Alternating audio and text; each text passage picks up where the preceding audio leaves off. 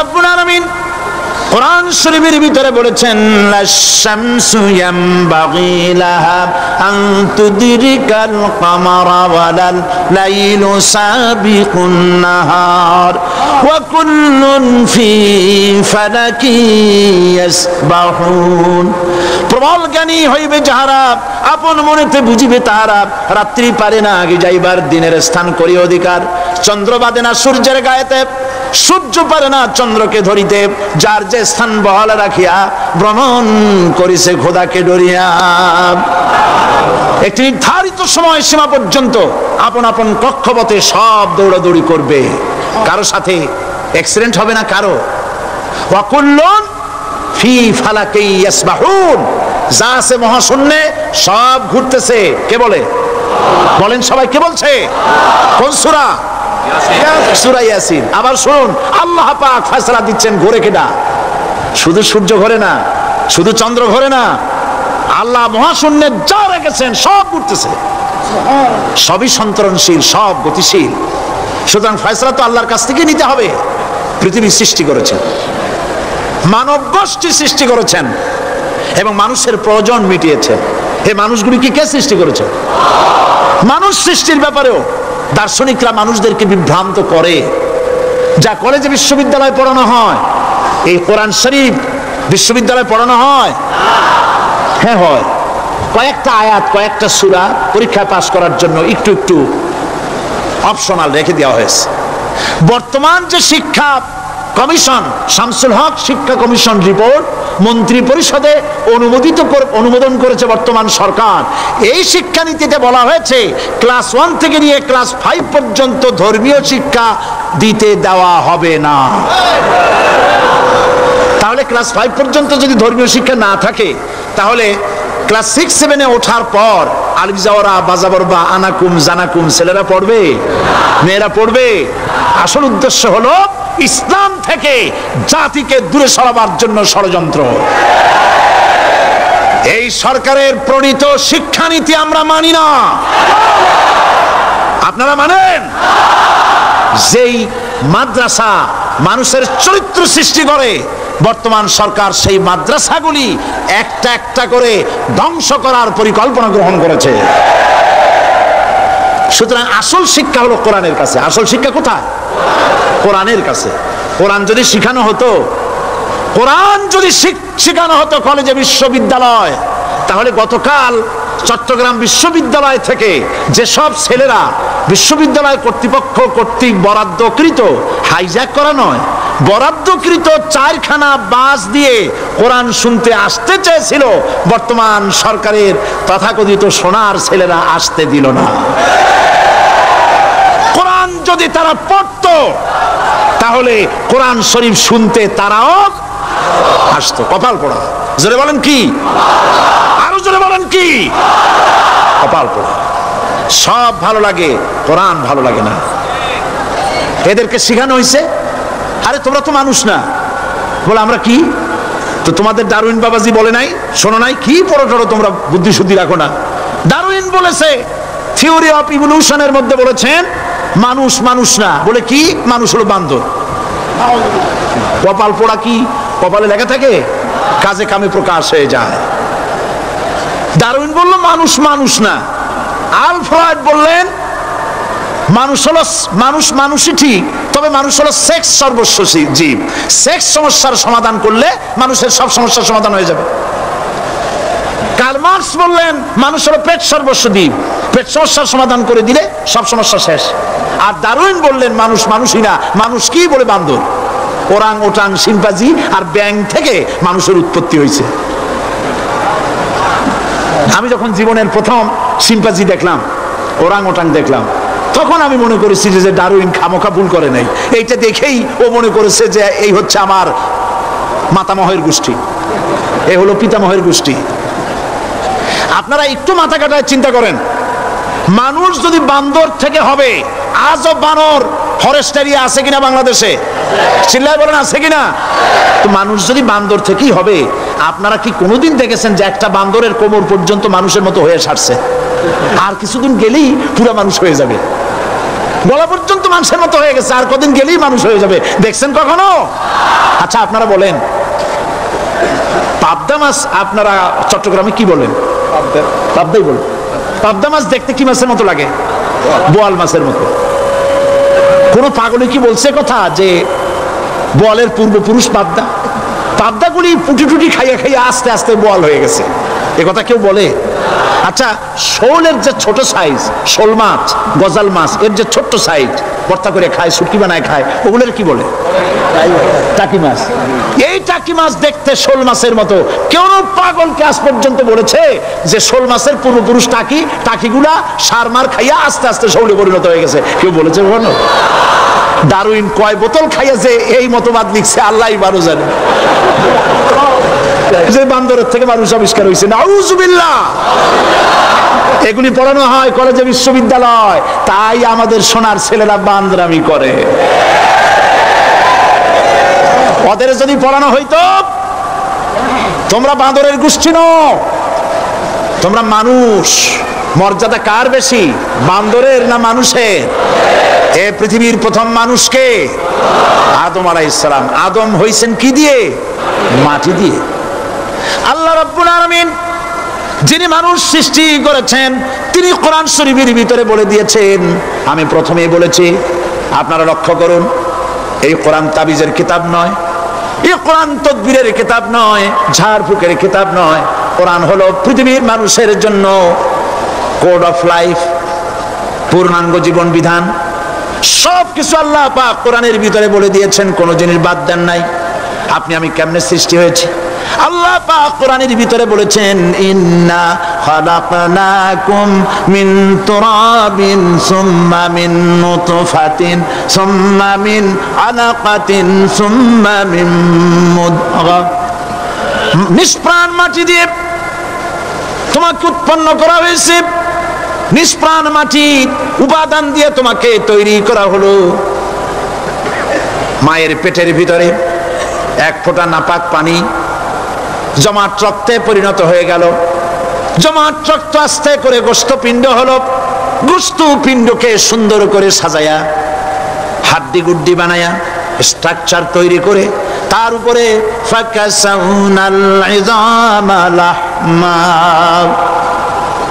চামড়া দিয়ে গোশত দিয়া সাজায়া সুন্দর করে বানালাম। আল্লাহর পরিচয় শুনুন, আল্লাহ আমার কেমন আল্লাহ। মায়ের পেটের ভিতরে সন্তান বানায়া এরপরে যখন রূহ দেওয়া হয়েছে, ক্ষুধা লেগেছে, খাবারের প্রয়োজন হয়েছে, আল্লাহ রাব্বুল আলামিন ওই কচি বান্দা মায়ের পেটে বসে কি খাবে, সেজন্য তার মা চিন্তা করে নাই, বাবা চিন্তা করে নাই, সরকার চিন্তা করে নাই। আল্লাহ রাব্বুল আলামিন মায়ের মাসিক অসুখকে বন্ধ করে দিয়ে সন্তানের নাভির সাথে আর মায়ের নাভির সাথে তার লাগায়া, পাইপ লাগায়া মায়ের মাসিক অসুখের রক্তগুলি দিয়ে সন্তানকে বড় বানালেন। মুখ দিয়া এই রক্ত পান করালেন না, মুখটাকে পবিত্র রেখে দিলেন যাতে করে পৃথিবীতে আসার পর ওই মুখ দিয়া আল্লাহ রাব্বুল আলামিনের জিকির করতে পারো। সন্তান মায়ের ভিতরে পেটের ভিতরে বড় হলো, আল্লাহ রাব্বুল আলামিন বলেন মাস দিন যখন পুরা হয়ে গেল, সুম্মা নুখরিজুকুম তিফলা, বাচ্চার আকারে পৃথিবীতে নিয়ে আসলাম। এখন খাবা কি? পৃথিবীতে যখন বাচ্চা এলো তখন তার পেটের সাথে যে সংযোগ ছিল মায়ের নাভির সাথে আর সন্তানের নাভির সাথে, সেই সংযোগ তার আর কি থাকলো? কি করা হলো? কেটে দেওয়া হলো।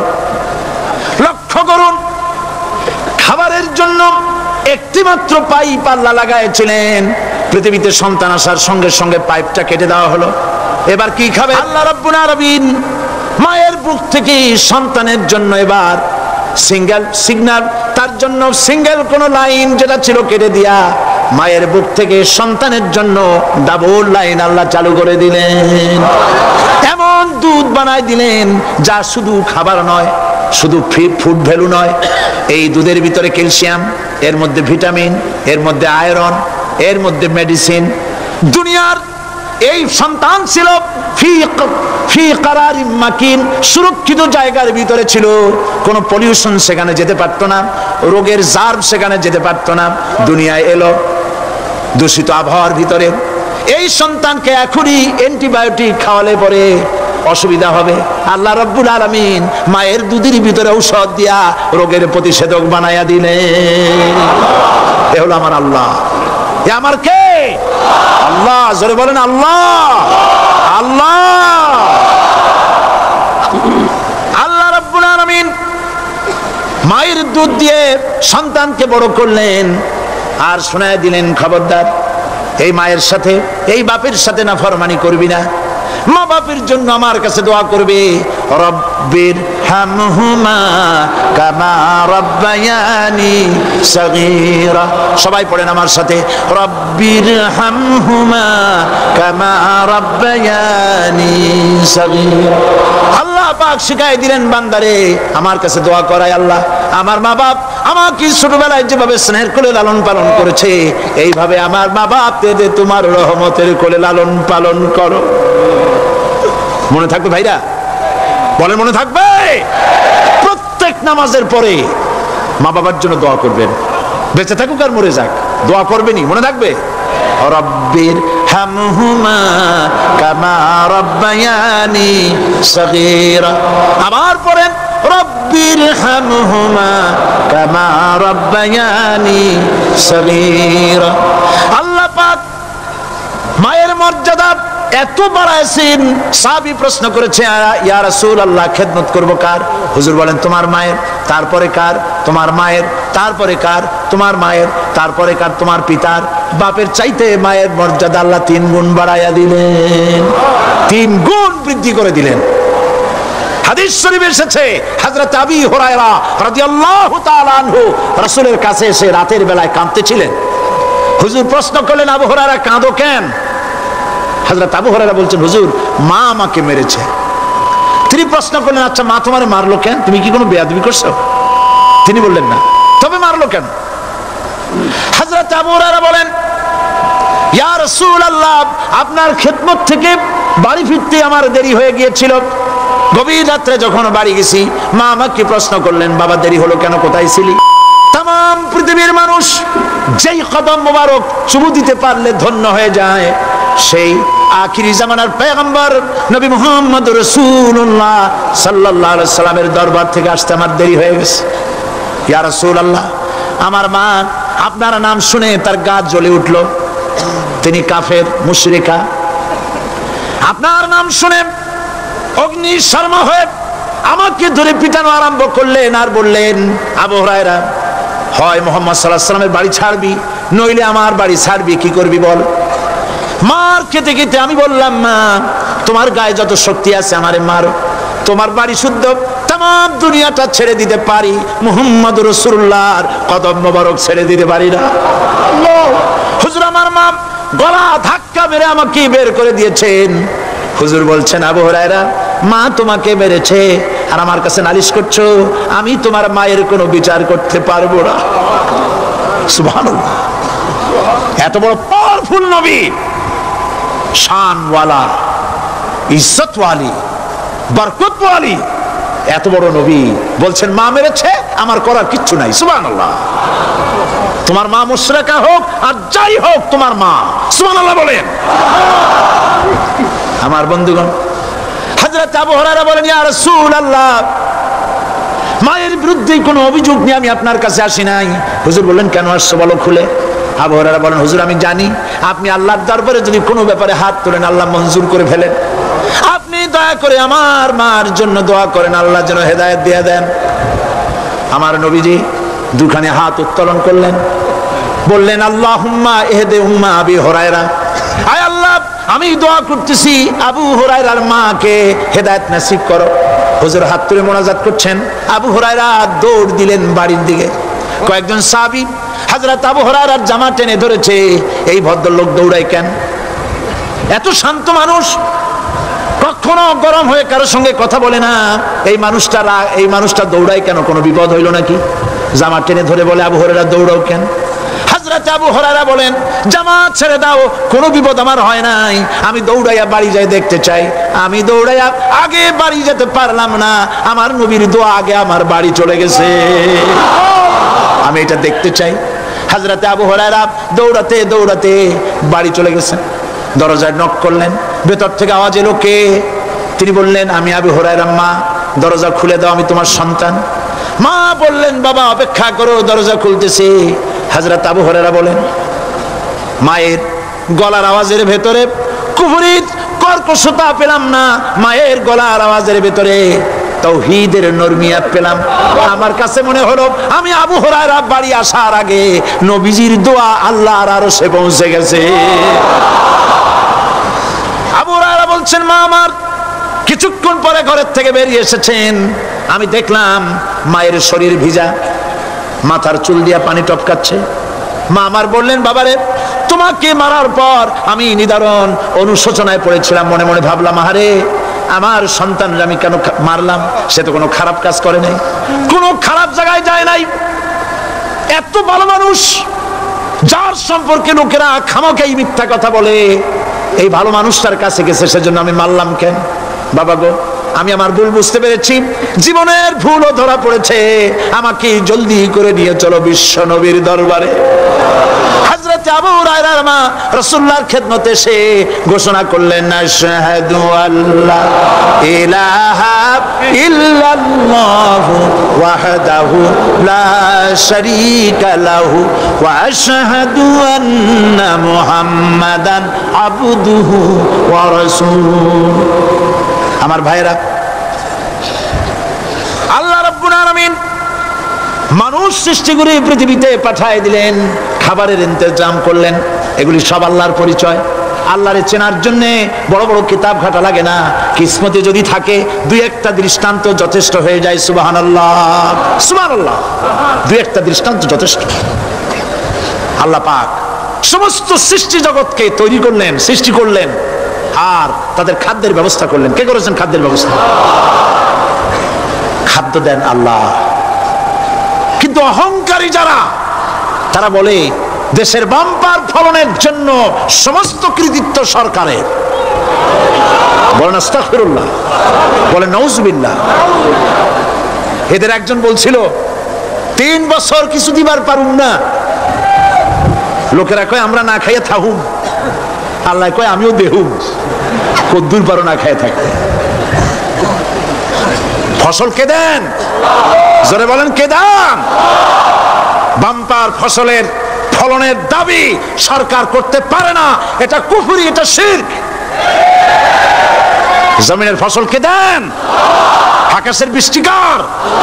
পানি কার? সার কার? সব আল্লাহ পাক। আল্লাহ পাক কোরআন শরীফে বলেছেন, لئن شكرتم لأزيدنكم ولئن كفرتم إن عذابي لشديد। আমার নিয়ামতের শুকর যদি আদায় করো বাড়ায় দেব, আর যদি কৃতজ্ঞ হও শুকরিয়া আদায় না করো মস্ত বড় শাস্তি দেব। ফসল দেই আমি, আর শুকরিয়া আদায় করো তোমার বাজানে, ঠিক কিনা? শুকরিয়া আদায় করে কার? বাজানে।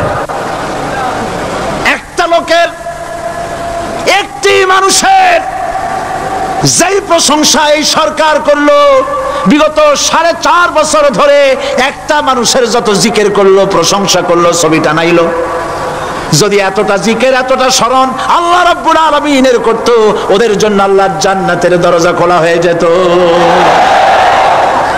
প্রশংসা করবে কার? চিল্লায় বলুন, আল্লাহ পাকের প্রশংসা করবে। খেতে দেওয়ার মালিক তিনি। আল্লাহ পাক বলছেন, আল্লাহকে, তার পরিচয় আল্লাহ তুলে ধরেছেন, ওয়ামা মিন দাব্বাতিন ফিল আরদি ইল্লা আলাল্লাহি রিজকুহা। এই পৃথিবীর ভিতরে এমন কোন বিচরণশীল জীব নাই যার রিস্কের দায়িত্ব আমি আল্লাহ গ্রহণ করি নাই। সুবহানাল্লাহ বলবেন না? রিস্কের দায়িত্ব কার হাতে? আচ্ছা দেখুন তো, পৃথিবীর সমস্ত সরকারের কাছে বিভিন্ন মন্ত্রণালয় আছে না? খাদ্য মন্ত্রণালয় বলে কোনো মন্ত্রণালয় আছে কিনা? আছে। খালি কয় খামু আর খামু। খাদ্য মন্ত্রণালয় আছে, থাকার পরেও মানুষ না খাইয়া মরে, ঠিক কিনা? এবার একটু তাকান তো, জ্ঞানের চক্ষু দিয়া তাকান, ফরেস্ট এরিয়া, বাঘ আছে কিনা? নাই। সিংহ আছে কিনা, গন্ডার আছে কিনা, হাতি আছে কিনা, বিশাল বিশাল প্রাণী আছে কিনা। জঙ্গলে ছোট্ট প্রাণী থেকে পোকা থেকে শুরু করে গন্ডার পর্যন্ত, টুনটুনি পাখি দিয়ে শুরু করে ঈগল পাখি পর্যন্ত, নদীর ভিতরে ছোট্ট চুনো পুঁটি থেকে শুরু করে তিমি মাছ পর্যন্ত। প্রাণী তত্ত্ববিদরা বলেছেন সমুদ্রের ভিতরে এমন এমন বড় বড় তিমি আছে যে একটা তিমির ওজন 5000 টন পর্যন্ত হয়ে যায়। 5000 টন তিমিটার ওজন। এর যখন বাচ্চা হয় তখন বাচ্চার দৈনিক দুধ লাগে 50 থেকে 60 মণ পর্যন্ত। কে ব্যবস্থা করে? রুহান মান ফেরেশতা। তো ওর মা যেমন বাচ্চা তো সেরকম হবে, ঠিক কিনা? কে দেয় খাবার? এবার দেখেন তো আপনার দেশের এই জঙ্গলে কত হাতি আছে। হাতিরা মিছিল করে আসছে যে আল্লাহ আমাদের এখন আর খাইতে যেতে দিতে পারে না, বাংলাদেশের গভর্নমেন্ট কিছু দাও। আসছে না, খাইয়া ক্ষুধার জ্বালায় হাতি মরেছে, বাঘ মরেছে, সিংহ মরেছে। এর কোনো দৃষ্টান্ত আছে? ক্ষুধার জ্বালায় আকাশের উড়ন্ত পাখিরা ছটফট করে মারা গেছে, দৃষ্টান্ত আছে? নদীর মাছেরা ক্ষুধার জ্বালায় ভেসে উঠেছে, না খাইয়া মরে গেছে, দৃষ্টান্ত আছে? মহান আল্লাহ রাব্বুল আলামিন কোরআন শরীফের ভিতরে বলেছেন অনেক প্রাণী এমন আছে যারা তাদের খাদ্যকে সঞ্চয় করে না, খাদ্যকে জমা করে না, আহরণ করে না। সকাল বেলায় একটা খাবার খেলো, দুপুরে কি খাবে তার জানা নাই। শকুন পৃথিবীর মাঝি থেকে 3 মাইল উপরে ওড়ে, তার চোখকে আল্লাহ পাক এত তীক্ষ্ণ বানিয়ে দিয়েছেন। এই চট্টগ্রামের কোথায় মরা গরু আছে 3 মাইল উপর দিয়ে দেখতে পায়? সুবহানাল্লাহ করতে ইচ্ছা করে না। এই প্রাণীগুলি খাবারগুলি কোনো গভর্নমেন্ট জোগাড় করে রাখে নাই। আল্লাহ পাক বলেন সবার খাবার আমি দেই। সকাল বেলায় সমস্ত প্রাণীগুলি, মহাশূন্যে পাখি, পানির ভিতরে মৎস্যরাজি, জঙ্গলের ভিতরে হিংস্র প্রাণী, পোকামাকড় থেকে শুরু করে সবগুলো খালি পেটে সব বেরিয়ে যায়, কারো কোনো খাবারের মজুদ নাই। সন্ধ্যা হতে না হতে সমস্ত প্রাণীগুলির পেট ভরাইয়া আমি আবার যার যার ঘরে বেরিয়ে দেই। ওয়ামা মিন দাব্বাতিন ফিল আরদি ইল্লা আলাল্লাহি রিজকুহা। সমস্ত প্রাণী রিজকের দায়িত্ব আমি আল্লাহর হাতে। কে দেয় রিজেক? জোরে বলুন, কে দেন? আল্লাহ পাক। কি খাবেন সব আল্লাহ জোগাড় করে দিয়েছেন। তরি তরকারি জোগাড় করেছেন, মাছ জোগাড় করেছেন, চাউল দিয়েছেন, খাবার দিয়েছেন, গোশত দিয়েছেন, সব দিয়ে দিয়েছেন। আল্লাহ রাব্বুল আলামিন সমস্ত জিনিস দিয়ে মানুষকে আল্লাহ পাক তার জন্য আল্লাহ সব করেছেন। খালাকালাকুম মা ফিল আরদি জামিআ। এই পৃথিবীতে যা তৈরি করেছে সব তোমার জন্য। এ হচ্ছে আমার আল্লাহ। এ হচ্ছে আমার কে? আল্লাহ। সে আল্লাহ পাক বলছেন, আল্লাহর পরিচয় তিনি স্রষ্টা, তিনি রিজেক দাতা। এবার আইনদাতা কে? আইনদাতা কে? আরো জোরে বলুন। আইনদাতা আল্লাহ হচ্ছে আল্লাহর পরিচয়। ইনিল হুকমু ইল্লা লিল্লাহ আলা লাহুল খালকু ওয়াল আমর। সৃষ্টি যার, আইন চলবে তার। আমার দেশে আল্লাহর আইন চলছে? আমাদের দেশের কল কারখানা, ক্ষেত খামার, অফিস আদালত আল্লাহর আইন অনুযায়ী চলে? চলে না। বরং আল্লাহর আইনকে মুছে ফেলার জন্য, নিজেদের আইন সৃষ্টি করার জন্য প্রচেষ্টা চালানো হচ্ছে। আল্লাহর আইন মানুষের জন্য সব থেকে বেশি উপযোগী, কারণ সৃষ্টি করেছেন কে? বলেন, কে করেছেন? আল্লাহ। প্রত্যেকটি মেশিন আপনি যা কিনবেন, রেডিও হোক, টিভি হোক, যে কোনো যন্ত্র হোক, গাড়ি হোক, তার সাথে একটা লিটারেচার, একটা বই তার সঙ্গে দিয়ে দেওয়া হয়। ওই বইয়ের মধ্যে লেখা থাকে এটা কিভাবে চালানো হবে, অপারেট করা হবে, তার সিস্টেম লেখা থাকে। আপনার ইচ্ছা মতো চালাইলে হবে না। এই মানব গোষ্ঠীকে সৃষ্টি করেছেন। এখন আপনি যদি আপনার আইন মতো চালান, তা কি চলবে? চলবে না। আপনি আপনার আইন মতো চালাচ্ছেন, ভালোভাবে চলতেছে? চলতেছে না। স্বরাষ্ট্রমন্ত্রী বলতেছেন সন্ত্রাসীদেরকে মাটির তলা থেকে খুঁজে বের করা হবে, কিন্তু নাকের উপর দিয়ে ব্রিফকেস চুরি হয়ে যায়, উনি তা ধরতে পারেন না। এই হলো আইন। অনাবরত খুন হচ্ছে, অনাবরত সন্ত্রাসী তৎপরতা চলছে, আর ওনারা বলছেন আগের থেকে এগুলি চলে আসছে, একজনের খুনের বিচার না হইলে এরকম খুন তো হইতেই থাকবে। তাহলে খুনকে, হত্যাকে, সন্ত্রাসকে সরকার জাস্টিফাইড করছে। নাউজুবিল্লাহি মিন যালিক। এই জন্য আইন হতে হবে আল্লাহর। আইন হতে হবে কার? চিল্লায় বলেন আল্লাহ পাকের আইন হতে হবে। আমি একদিন পার্লামেন্টে বলেছিলাম, আমার দেশের নেতা নেত্রীরা বারবার হজ করতে যান, উমরা করতে যান, সেখান থেকে আসার সময় কি আনেন? আতর, পাথর, সুরমা আর খুরমা, এই কিছু নিয়ে আসলেন। কিন্তু আমি বলেছি আপনারা কি কিছু চোখে দেখেন না? পার্লামেন্টে এইভাবে বক্তৃতা করেছে, কিছু চোখে দেখেন না? আমি প্রশ্ন করে আমি আবার জবাব দিচ্ছি, আপনারা যারা হজ করতে যান, উমরা করতে যান, হজের কথাই ধরি, এই হজ করতে যখন যান তখন মুজদালিফায় একটা রাত কাটাইতে হয়। সেটা কোন দিন? ইয়ৌমে আরাফার পরের দিন। এই মাঠে দালান কোঠা আছে, এখানে বেড়া আছে, শামিয়ানা আছে, পর্দা আছে, তাবু আছে, কিচ্ছু নাই। লক্ষ লক্ষ নারী আর পুরুষ পাশাপাশি শুয়ে থাকে, তাও সুবহানাল্লাহ কইতে ইচ্ছা করে না। সারা রাত জনে জনে পুলিশ পাহারাদার নাই। কিরকম মেয়ে এলো, চাঁদের সৌন্দর্য হার মানায় দিতে পারে এরকম সুন্দরী, এরকম সুন্দরী নারী, সুদর্শন পুরুষ পাশাপাশি রাস্তার ধারে মরুভূমির ভিতরে সারা রাত কাটাচ্ছে। ইয়ৌমে আরাফার পরের রাতটা, একটা রাত পুরা। এভাবে চলতেছে বছরের পর বছর, শতাব্দীর পর শতাব্দী, সহস্রাব্দীর পরে সহস্রাব্দী। আমি প্রশ্ন করি, পৃথিবীর ইতিহাসে কেউ কি এমন কথা বলতে পেরেছে, লিখতে পেরেছে যে মুজদালিফার রাতে সেখান থেকে 10টা নারী হাইজ্যাক হয়েছে, 5টা নারী লাঞ্ছিত হয়েছে? বলতে পারবে? গভীর রাত্রে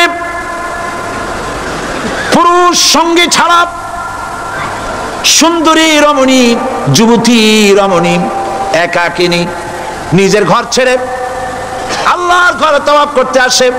তাওয়াফ সেরে তাহাজ্জুদের নামাজ পড়ে আল্লাহর কাছে মোনাজাত করে একা একা হাজার হাজার লাখো পুরুষের ভিতর থেকে আপন ঘরে ফিরে যায়। কারো বাবার হিম্মত নাই একবার তাকায় সে তো রূপ উপভোগ করার জন্য আবার তাকায়, অথবা তার আঁচল ধরে টান মারে।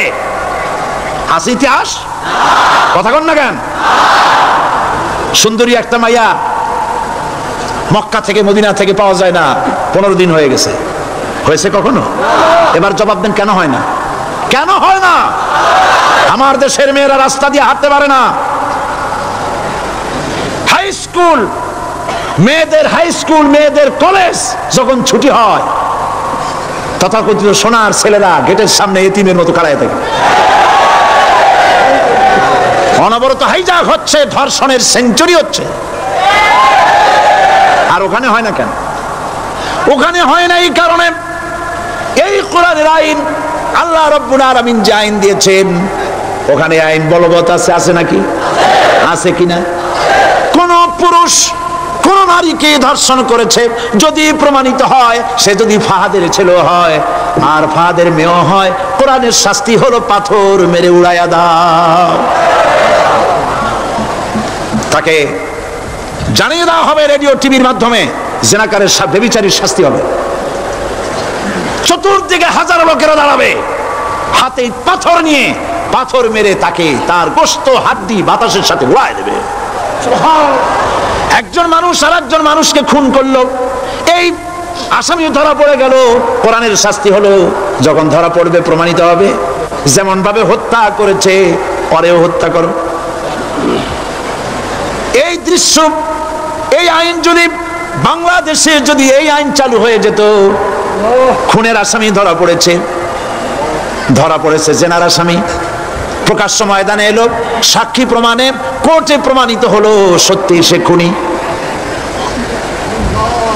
এই বিশাল আউটার স্টেডিয়ামের মাঝখানে খুনিকে দাঁড় করাও, চতুর্দিকে হাজারো লাখো মানুষ থাকুক, রেডিও টিভির ক্যামেরা কার্যকর হবে, পত্র পত্রিকার সাংবাদিকরা আসবে, তরবারির এক আঘাতে খুনির কল্লাটা উড়ায় দাও, দেহটা নিঃসার হয়ে জমিনে পড়ে যাবে।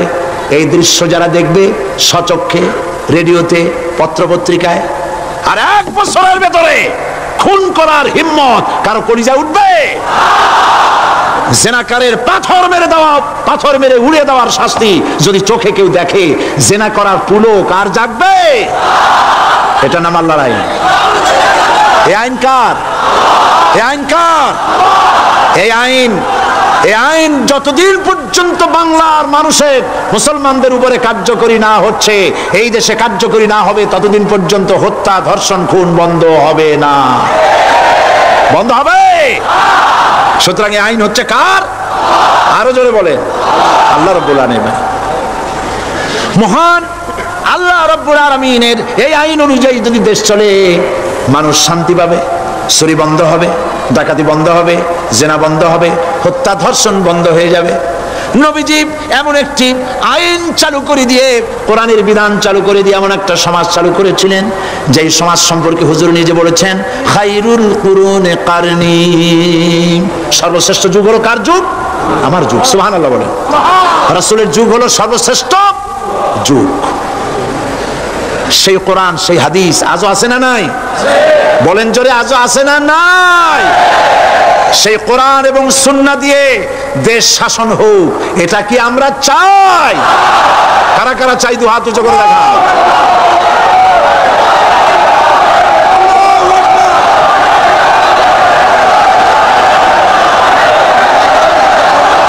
আরে ভাই, আপনারা দাঁড়ায় গেলেন কেন? বসেন বসেন। আমি তো একটা স্লোগান দিতে বললাম, হাত দেখতে চাইছি আমি, মাথা দেখতে চাই নাই। এই সুযোগে কোমরটা সোজা করে নিলেন। আচ্ছা বসেন, আর মহব্বতের সাথে জিকির করেন, লা ইলাহা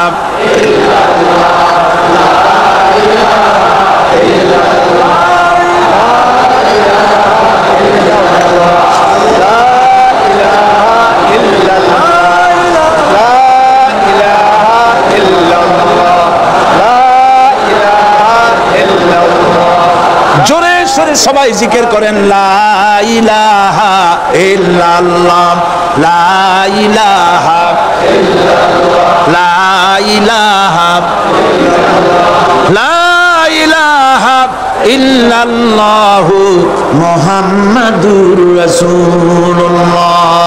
বসুন, আমরা মুনাজাত করব। আল্লাহ রাব্বুল আলামিন আয়াতুল কুরসির ভিতরে আল্লাহর সার্বভৌমত্বের কথা বলেছেন, আল্লাহু লা ইলাহা ইল্লা হুয়াল হাইয়ুল কাইয়্যুম। পড়েন আমার সাথে সবাই, আল্লাহু লা ইলাহা ইল্লা হুয়াল হাইয়ুল কাইয়্যুম। আল্লাহ হচ্ছেন যিনি ছাড়া কোনো ইলাহ নাই, তিনি শাশ্বত চিরঞ্জীব। সুবহানাল্লাহি ওয়া বিহামদিহি। আগামীকাল এর বাকি অংশ আমি আপনাদের সামনে আলোচনা করব ইনশাআল্লাহ। জোরে বলেন ইনশাআল্লাহ। দাঁড়ানো ভাইরা বসেন। আপনাদের পাশে যারা দাঁড়িয়েছেন অনুরোধ করে বসায় দেন। বলেন যে আর 5 মিনিট বসেন, আল্লাহর রাস্তায় হাঁটেন না। হ্যাঁ বলেন, বলেন আপনারা যে আল্লাহর রাস্তায় হাঁটেন না, বসেন, সবাই বসেন। এত বড় মাহফিলের মুনাজাত, সুবহানাল্লাহ বলেন। চট্টগ্রামের ইতিহাসের শ্রেষ্ঠ মাহফিল, চিল্লায় বলেন সুবহানাল্লাহ। গোটা বিশ্বের কোরআনের শ্রেষ্ঠ মাহফিল, বলেন সুবহানাল্লাহ। যারা বলেন আলহামদুলিল্লাহ। আগামীকাল এই মাহফিলের আখেরি মুনাজাত হবে ইনশাআল্লাহ। বলেন ইনশাআল্লাহ। আমি আন্তরিকভাবে দুঃখিত, প্রতি বছর আমার মা বোনদের জন্য, চট্টগ্রামবাসী আমার মা বোনদের জন্য আলাদাভাবে তাদের প্রশ্নের উত্তর দেই এবং তাদের সামনে কোরআন হাদিসের কথা আলাদাভাবে বলি। এবছর দিন কম হয়ে গেল বলে মহিলারা, মা বোনেরা বঞ্চিতা হয়ে গেলেন। শিশু কিশোরদের জন্য আলাদাভাবে সমাবেশ করা হয়, তাও বঞ্চিত হয়ে গেল। এই বিশাল তাফসীরুল কোরআন মাহফিলের বরকত থেকে চিটাগংবাসীকে যারা বঞ্চিত করলো, আল্লাহ তাদের হেদায়েত নসিব করে দিয়ে। যদি হৃদয় থাকে, যদি হৃদয় বলে কিছু থাকে, বিবেক বলে যদি কিছু থাকে, আর শরীর যদি মুসলমানের পিওর রক্ত থাকে, তাহলে বাড়ি বসে অনুশোচনা করা উচিত, চোখের পানি ফেলানো উচিত ওই সব লোকের যারা এই বরকতপূর্ণ মাহফিলকে বাধা দিয়েছে। আর যাদের কলজার মধ্যে আল্লাহ মোহর মেরে দিয়েছে, এগুলোর তো হেদায়েত হবে না। যাদেরকে আল্লাহ পাক তৈরি করেছেন জাহান্নামের জন্য, ওদের কাছে মাহফিল সহ্যই হবে না। নাউজুবিল্লাহ বলেন। চট্টগ্রামবাসীর জন্য তাফসীরুল কোরআন মাহফিল নিয়ামত। এই নিয়ামত কিয়ামত পর্যন্ত আল্লাহ টিকায় রাখুন, বলি আমিন। আগামীকালের আখেরি মোনাজাতে সমস্ত মুসলমান চতুর্দিক থেকে আল্লাহ পাকের নারা লাগাতে লাগাতে আসবেন। আল্লাহু আকবার, নারে তাকবীর। গোটা চট্টগ্রাম, গোটা চিটাগং শহর আগামীকাল কোরআনের মিছিলের শহর হবে ইনশাআল্লাহ।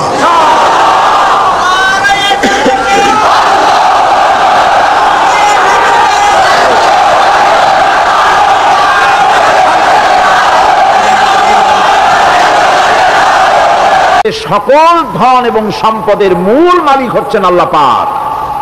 সমস্ত ধন সম্পদের মালিক কে? আল্লাহ সুবহানাহু ওয়া তাআলা। কোরআনে কারীম বলছে, লিল্লাহি মা ফিস সামাওয়াতি ওয়া মা ফিল আরদ।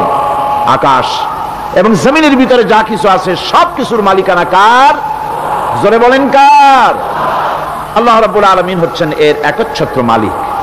সুতরাং বান্দাদের কাছে কিছুদিনের জন্য এগুলিকে আমানত রাখা হয়েছে। আমাদের ঘর আছে, বাড়ি আছে, ব্যবসা আছে, বাণিজ্য আছে, জায়গা আছে, জমিন আছে, গরু আছে, বাছুর আছে, এই সবগুলি কিছুদিনের জন্য আমাদের কাছে কি রাখা হয়েছে? আমানত। আমানতের মাল আপনি আপনার ইচ্ছা মতো খরচ করতে পারবেন না। আমানতের মাল কি ইচ্ছা মতো খরচ করা যায়? যায় না। আমানতের মালকে খরচ করতে হলে মূল মালিকের ইচ্ছা অনুযায়ী খরচ করতে হবে। মূল মালিককে আল্লাহ রাব্বুল আলামিন বলছেন, ইন্নাল্লাহা ইশতারা মিনাল মুমিনিনা আনফুসাহুম ওয়া আমওয়ালাহুম বিআন্না লাহুমুল জান্নাহ। আমি আমার মুমিনের জান এবং মালকে খরিদ করে নিয়েছি, বিনিময় জান্নাত দিয়ে দিয়েছি। তোমার কাছে যে জান আছে, মাল আছে, এটা তোমার নয়, এটা আমার আমানত তোমার কাছে। সুতরাং এই আমানত খরচ করতে হবে মূল মালিকের ইচ্ছা অনুযায়ী। সমাজের এক শ্রেণীর লোক প্রচুর বিত্তের মালিক হবে, সমাজের এক শ্রেণীর লোক প্রচুর বিত্ত এবং সম্পদের মালিক হয়ে ভোগ বিলাসের আনন্দের স্রোতে ভেসে যেতে থাকবে, নিজেকে ভাসিয়ে দেবে। আর এক শ্রেণীর লোক অনাহারে অর্ধাহারে কষ্ট করবে। এ বিধান ইসলামের নয়। কেউ থাকবে 10 তলায় আর কেউ থাকবে গাছতলায়, কেউ খাবে পোলাও, কোরমা, বিরিয়ানি, আর কারো কিসমতে মরিচ পোলাও হবে না। এ বিধান আল্লাহর নয়। ইসলামের বিধান হচ্ছে যে আল্লাহ যে সব সম্পদ মানুষকে দান করেছেন, এই সম্পদের ভিতরে বিত্তহীনদের অধিকার রাখা হয়েছে। বিত্তহীন যারা গরিব, যাদের কিছু নাই, তারা আপনার করুণার পাত্র নয়। কি বলেন? তারা কি ধনীদের করুণার পাত্র? কোরআনে কারিমে আল্লাহ বলেন, ওয়াল্লাযীনা ফী আমওয়ালিহিম হাক্কুন লিস-সাইলি ওয়াল মাহরুম। ধনীদের সম্পদের ভেতরে গরিবদের, বিত্তহীনদের অধিকার রয়েছে। সে অধিকার আদায় করে দাও। দান করা এমনি দিয়ে দাও এক জিনিস। গরিবদেরকে, বিত্তহীনদেরকে ইসলাম করুণার পাত্র বানায় নাই, বলেছে অধিকার। অধিকারটা বড় মজবুত কথা, এই কথার লোড আছে, ওয়েট আছে। আপনার আমার সম্পদের, অর্থাৎ যাদের বিত্ত আছে, বিত্ত সম্পদওয়ালা সম্পদশালী লোকেদের সম্পদের ভেতরে গরিবদের অধিকার রয়ে গেছে, সে অধিকার আদায় করতে হবে। ইসলাম সকল মানুষের দারিদ্র দূর করে বেঁচে থাকার মৌলিক অধিকার প্রতিষ্ঠিত করেছে। রাসূল করিম সাল্লাল্লাহু আলাইহি ওয়াসাল্লাম বলেছেন, লাইসা লি ইবনি আদম হাক্কুন সিওয়া হাযিহিল খিসাল, বাইতুন ইয়াসকুনুহু ওয়া সাওবুন ইওয়ারি আওরাতাহু ওয়া জালফাল খুবজ ওয়াল মা, আখরাজাহু তিরমিজি। তিরমিজি শরীফের হাদিসের ভিতরে এসেছে, রাসূল করিম সাল্লাল্লাহু আলাইহি ওয়াসাল্লাম বলেছেন, প্রত্যেকটি বনি আদমের তার বাস করার জন্য একটা গৃহ, এবং লজ্জা ঢাকার জন্য, শীত নিবারণের জন্য তার বস্ত্র, আর ক্ষুধা মিটাবার জন্য তার পানি আর রুটি ইত্যাদির ব্যবস্থা করতে হবে, চাই সে মুসলমান হোক আর হিন্দু হোক আর খ্রিস্টান হোক। বনি আদম, আদমের সন্তান যে মানুষ, যে তার এই অধিকার ইসলাম প্রতিষ্ঠিত করেছে। আজ বলা হচ্ছে খাদ্য বস্ত্র বাসস্থান সমাধান দেবে অমুকরা তমুকরা, এরকমের স্লোগান হয় না? ওরা দিতে পারবে না, ওরা দিতে পারে নাই। খাদ্য বস্ত্র শিক্ষা চিকিৎসা বাসস্থানের গ্যারান্টি দিয়েছে কোরআন, দিয়েছে আল্লাহ রসুল জনাব মুহাম্মদ রাসূলুল্লাহ সাল্লাল্লাহু আলাইহি ওয়াসাল্লাম। ইসলাম অর্থনৈতিক নিরাপত্তার জন্য যে সব পন্থা অবলম্বন করেছে, সেটা হচ্ছে যে সমাজের কর্মক্ষম সকল ব্যক্তি রুজির জন্য পরিশ্রম করবে, কেউ বসে থাকতে পারবে না।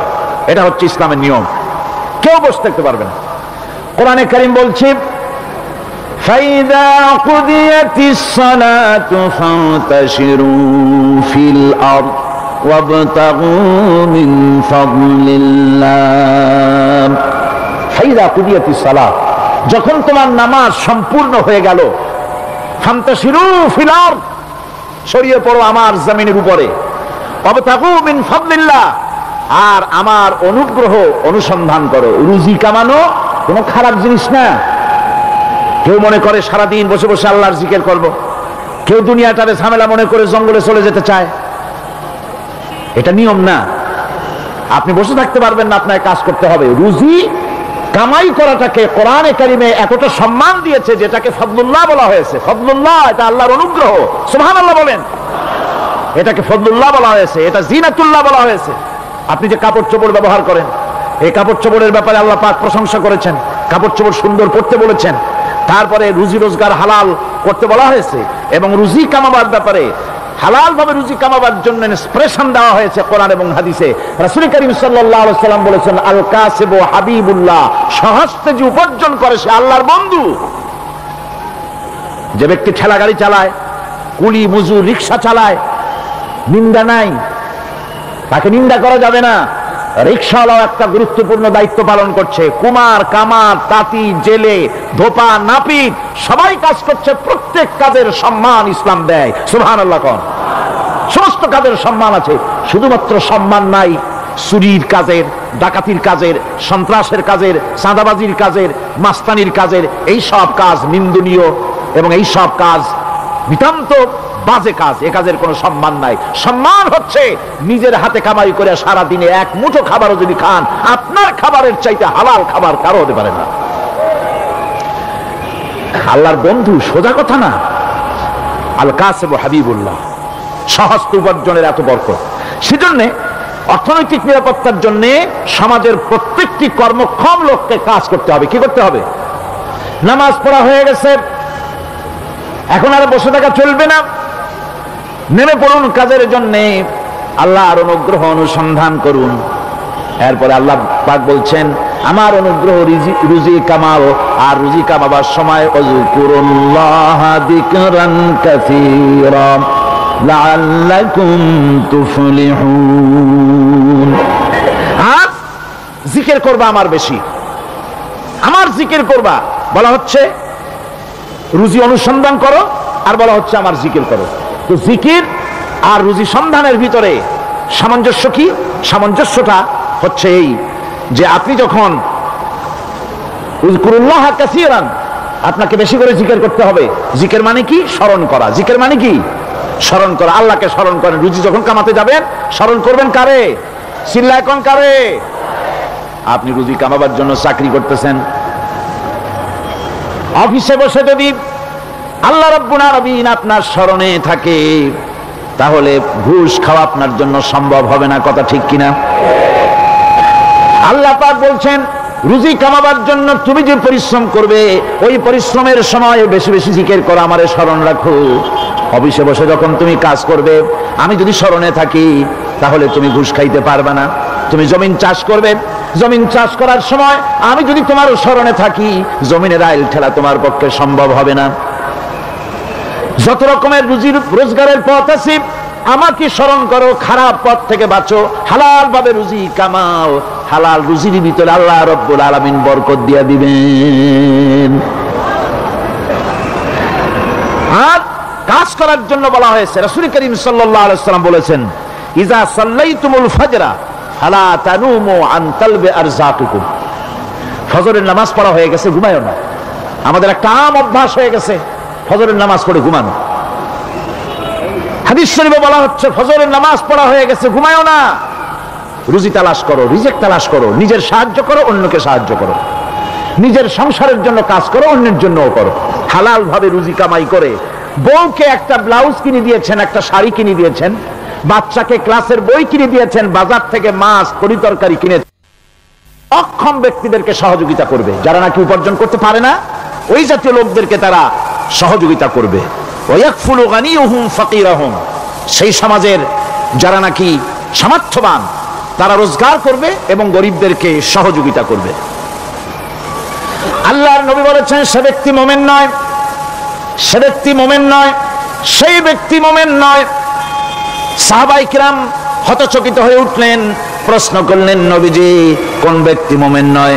আল্লাহর নবী বলেন, যেই ব্যক্তি পেট পুরে আরাম করে ঘুমায় গেল, এ কথা জানার পর যে তার প্রতিবেশী না খেয়ে শুয়ে আছে, ক্ষুধার যন্ত্রণায় কাতরাচ্ছে, এ কথা জানার পরে যেই মুসলমান ব্যক্তি আরাম করে পেট ভরে খেয়ে ঘুমায়, সে কখনো মুমিনের দাবি করতে পারে না, মুমিন হতে পারে না।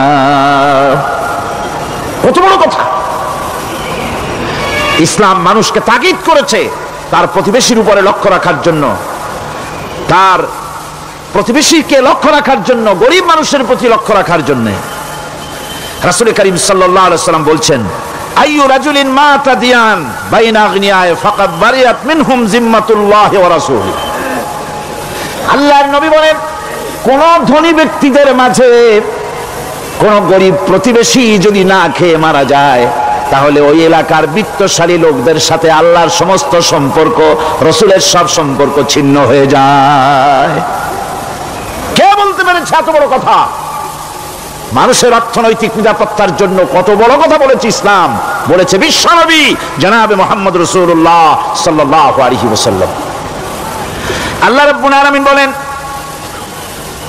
ধনীদের হাতে যেন সম্পদগুলি পুঞ্জীভূত হয়ে না যায়, কাইলা ইয়াকুনা দুলাতাম বাইনাল আগনিয়াই মিনকুম, তোমাদের ধনীদের হাতে যেন সম্পদগুলি, সমাজের সম্পদগুলি যেন পুঞ্জীভূত না হয়, সেগুলি বরং ছড়িয়ে আস্তে করে যেন সমস্ত গরিব যেন সাধারণের কাছে যেতে পারে, সে ব্যবস্থা করতে হবে। যাকাত প্রদানের মাধ্যমে ধনীদের কাছ থেকে নিয়ে গরিবদেরকে দিয়ে দিতে হবে। আর বুখারী শরীফের সারা ফাথুল বারীতে হাফেজ ইবনে হাজার আসকালানী রাহিমাহুল্লাহ তিনি বলেছেন, যাকাত যদি ধনীরা না দেয়, যদি কেউ দিতে বাধা দেয়, ফামানিমতানা উখিযাত বিহি কাহরান, যদি যাকাত না দেয়, জবরদস্তি করে যাকাত আদায় করে নিবে গভর্নমেন্ট। যাকাত দিতেই হবে। মুনকিরিনে যাকাত, যারা যাকাত দিতে অস্বীকার করেছিল, হযরতে সিদ্দিক আকবর, হযরতে আবু বকর সিদ্দিক রাদিয়াল্লাহু তাআলা আনহু, তিনি তাদের সম্পর্কে বলেছিলেন, ওয়াল্লাহি লাউ কাতিলান্না মান ফাররাকা বাইনাস সালাতি ওয়াজ যাকাত, অবশ্যই আমি ওই সম্প্রদায়ের লোকের বিরুদ্ধে যুদ্ধ ঘোষণা করব যারা নামাজ আর যাকাতের মধ্যে পার্থক্য সূচিত করবে। যারা নামাজ তো পড়বে কিন্তু যাকাত দিবে না সরকারের কাছে, যাকাত আদায় করবে না, তাদের বিরুদ্ধে যুদ্ধ ঘোষণা করব। ইসলামী সরকার যদি প্রতিষ্ঠিত হয়, তাহলে এই যাকাত আদায় করা হবে। যাকাত কেউ নিয়ে বসে থাকতে পারবে না, যাকাত আদায় করা হবে। আমাদের দেশে নিয়ম মাফিক যদি যাকাত আদায় করা হতো, এই দেশ যদি ইসলামী গভর্নমেন্ট হতো, আল্লাহ যেন দয়া করে দেন, কন্যা আমিন। আল্লাহ পাক যদি দয়া করে দেশটারই ইসলামী রাষ্ট্র বানায় দেন, তাহলে যাকাত তো আদায় করে নেওয়া হবে, যাকাত দিতে আপনি বাধ্য, গরিব মানুষ থাকবে না। এখনো বাংলাদেশের নিয়ম মাফিক যদি যাকাত আদায় করা হয়, নিয়ম মাফিক মানে সোনার যাকাত, রূপার যাকাত, নগদ ক্যাশের যাকাত, ফসলের ওষুধ সঠিকভাবে যদি আদায় করা হয়, তো একেবারে কম করে হলেও 1000 কোটি টাকা যাকাতের টাকা কালেকশন হতে পারে। এটা কি কম কথা?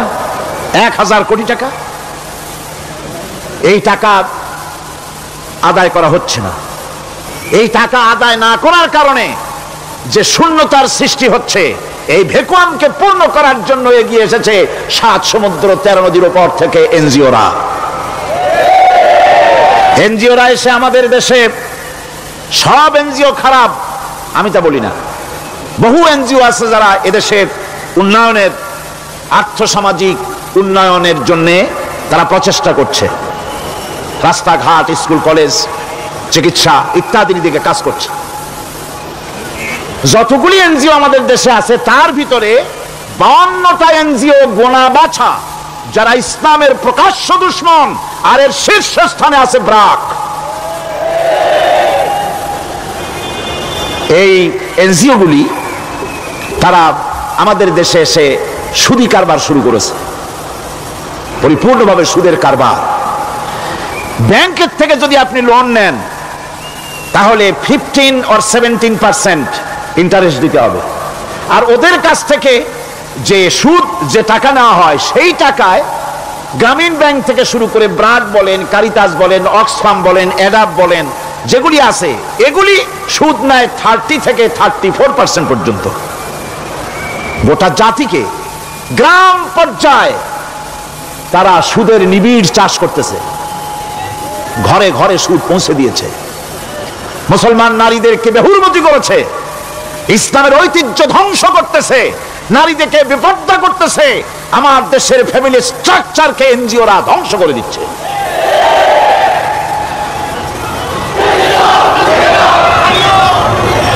সুতরাং এনজিওরা এই সুযোগটা পেত না। যদি যাকাত কালেকশন করা হতো, আর যাকাত দিয়ে, যাকাত যে সব জায়গায় খরচ করতে হয়, সেই খরচ করার জায়গাগুলিতে সঠিকভাবে যদি ব্যয় করা হতো, এই অবস্থা হতো না। বাংলাদেশে সম্পদের অভাব নাই। যারা বলে বাংলাদেশ গরিব, আমি তাদের সাথে একমত নই।